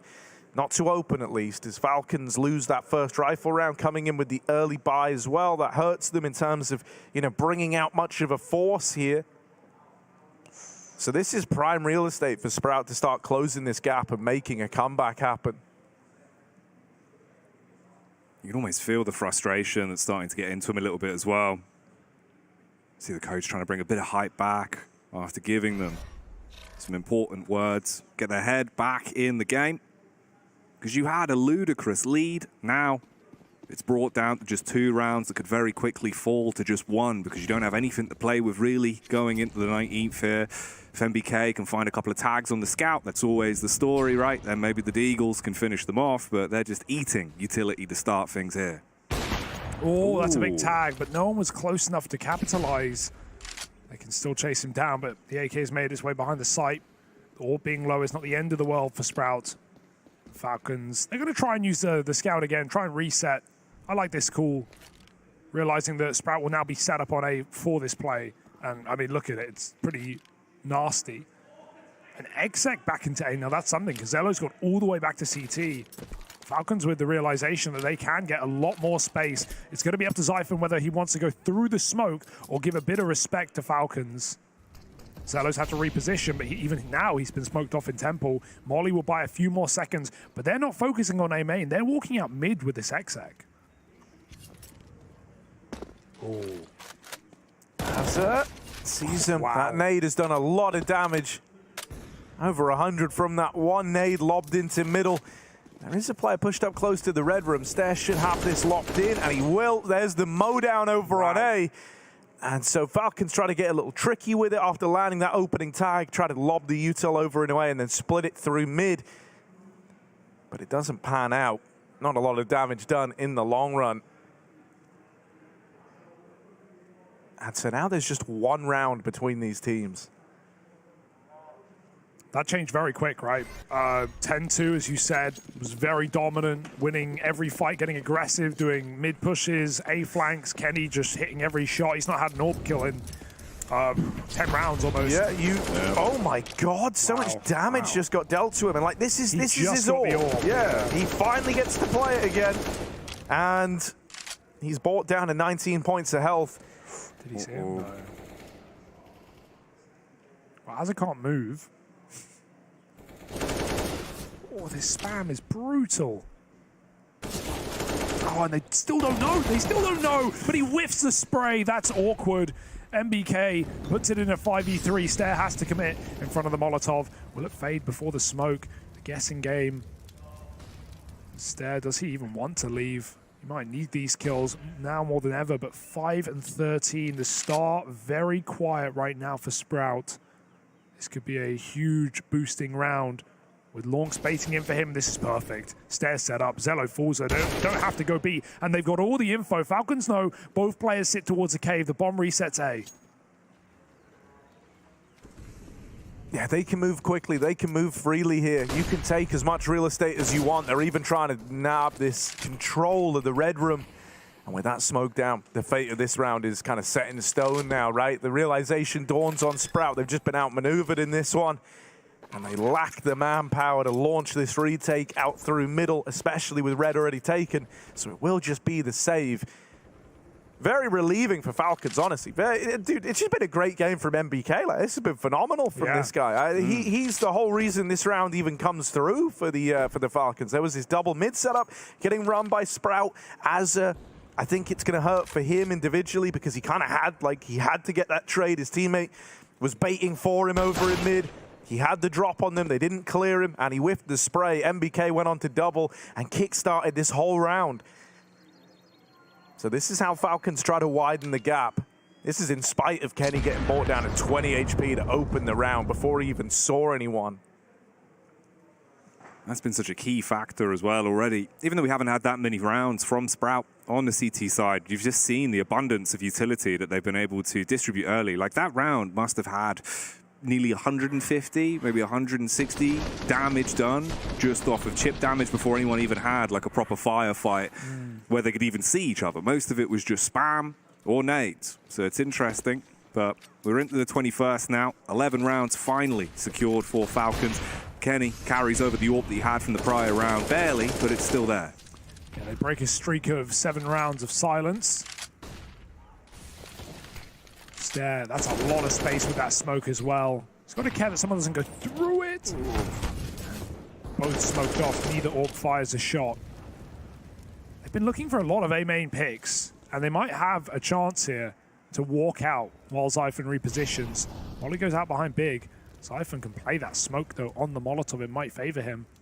MBK is very deep, but this is a nice position for Zyphon right now. Holding on, swings out with a whiff, and MBK continues his stellar game right now to find that opening kill. A site belongs to Falcons, but the bomb is so far away, it's almost ironic, right? Like, they could just walk into B. It's empty right now. This is a fake, but Sprout are not fake, sorry. This is a commitment, but Sprout are not waiting. They might push in before the bomb even makes it. They're going to think it's a fake, but now they hear the footsteps. Azza confirms it, and Sprout are ready for more. Lonks volleyed out, takes one with him, and even lives to tell the tale, ducking through that CT smoke. Falcons go a man down.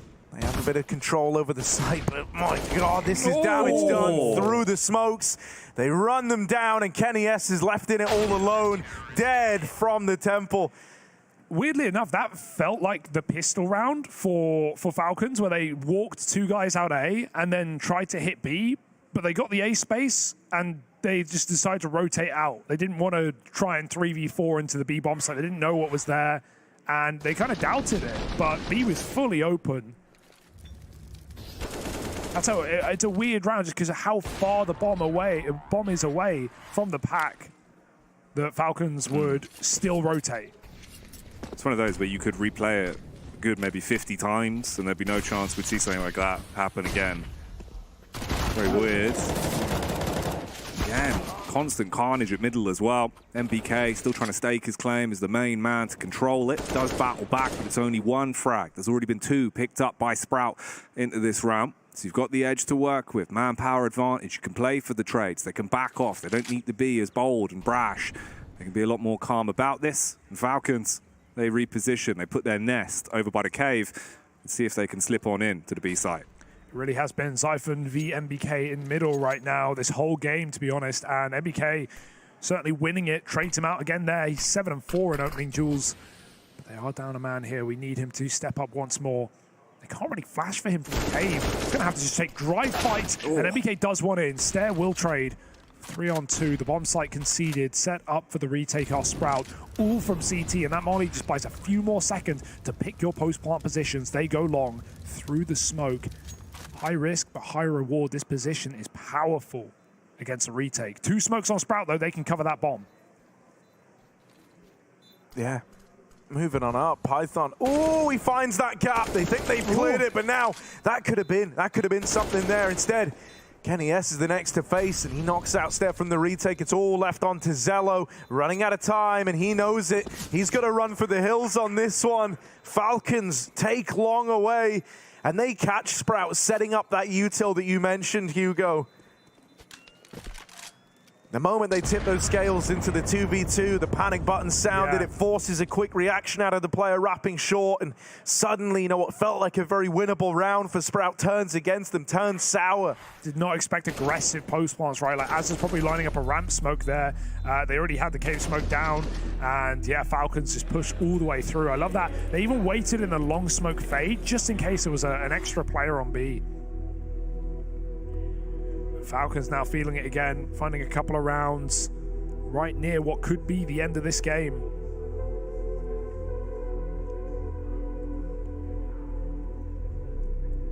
These are the pivotal moments. Conceding a round here could be the difference of you being able to win this and actually go 1-0 up rather than facing what is the painful reality of losing your opening game and having to work off of the back of it. Makes it so much harder. Deflated faces as well on Sprout there.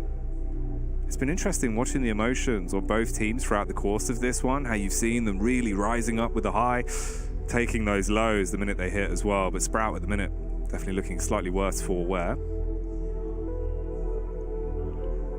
Yeah, a very emotional team.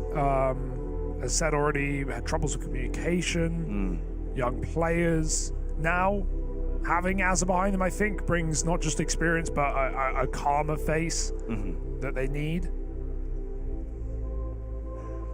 But this is not an easy opening game by any means. It's pretty even.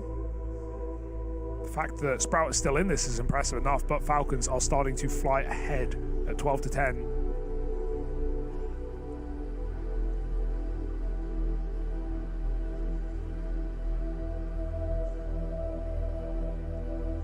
Meanwhile, B&E down 13-9 against one win in Boomich's LAN return. This is the same for Kenny. Oh, that's interesting, because I was only looking at that game right when it started, and B&E went 7-1 up to open that whole game up. So to hear it's now going back the other way is pretty interesting. That's with Nickelback and Boomich both up towards top of the board. Big Boom at 17-14. Yeah. Exciting team, one win, right? Like, Deco's been touted as like the next big thing, another CIS AWPer that has been really solid in a lot of online games, who we haven't really seen proven against tier 1 teams or you know, major cycles by any means. So yeah, a lot of interesting rosters in both these groups, because keep in mind, folks, if you're not fully attuned, it's 2 EU groups for the RMR. This is Group A. We have a few days of this. We qualify 8 teams to Paris and 3 teams to the last chance qualifier, and then after a second week of groups for Group B, we have obviously 8 more teams and another last chance qualifier to find out who will be that lucky last roster to make it to Paris. Falcons certainly want to be one of them. We've had a quick tack timeout to refresh and reset coming into a very important round. Money on the line here. No AWP for Kenny. Zello will have his.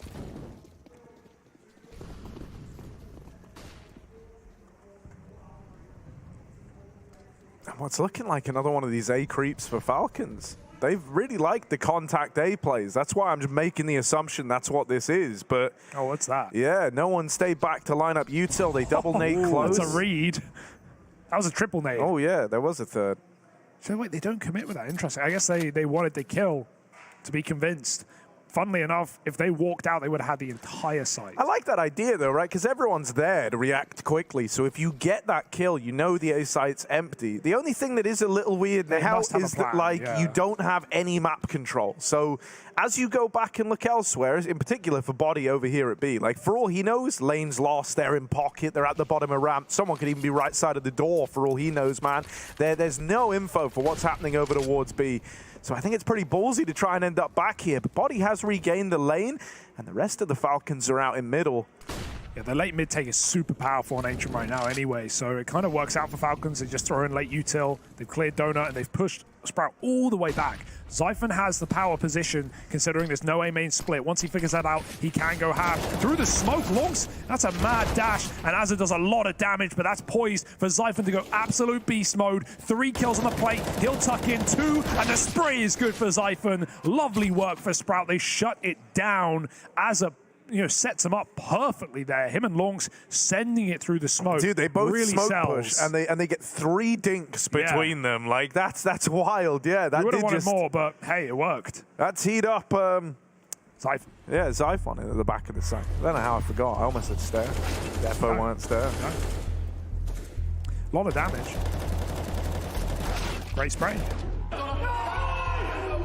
I mean, that's why they run through the smoke. They know if 2 players die doing that, it's so crazy. It looks like there's, oh, we panicked. We had no one A. Like, don't check the corner, though. And they don't. No, it's Falcons with timeouts. Really were banking on those nades, getting an opening kill.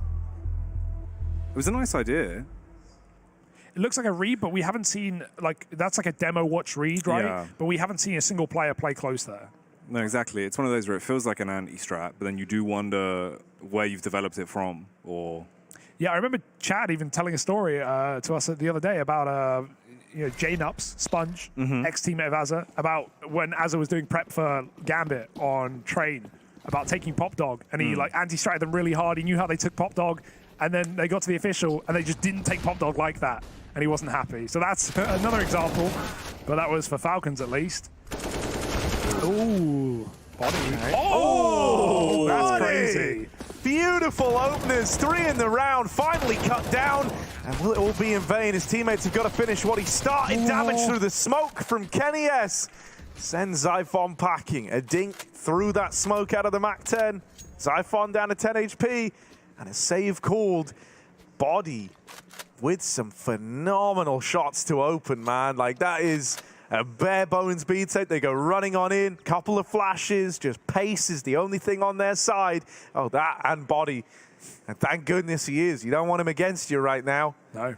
He's had a very good game, right? It's oh, yeah. That's when you throw the strat book out the window. All right, be rushing. That works. Throw it down on the chair. Yeah. Body and MBK, definitely the MVPs for Falcons so far. Oh, man. Check this last one, as yeah. well. That's the one. Oof, crispy. It's an annoying round to lose. Oh, yeah. You reckon, like, Berry's just itching to get in the server? Yeah, I bet. Just grabs the keyboard. This is mine now. Yeah. 13-11. And we're trading rounds, but that's only going to benefit Falcons on T side.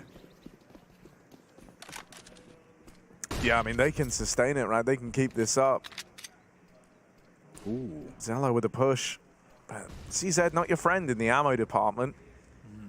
Yeah, going to be hard pressed to get out of this with much. Although the timing is great. The timing's fantastic. No, it's not. Oh. Kenny. What? Oh, could have been so much more. If that was a 5-7, that's what makes him switch. Kills. Genuinely, Zello will never play with a CZ again. Mark my words. You just witnessed the death of that gun in his arsenal. But can the rest of the team finish the job? Right now, they're trading evenly. But finally, Falcons get the kill to push them into pole position in this round. It's just Stare up close in the temple, staring at smokes right now. Over the top of it comes Body with a clean tap to close it. And so Falcons run them down on the A play. Why is he checking that? Madman. What a clear.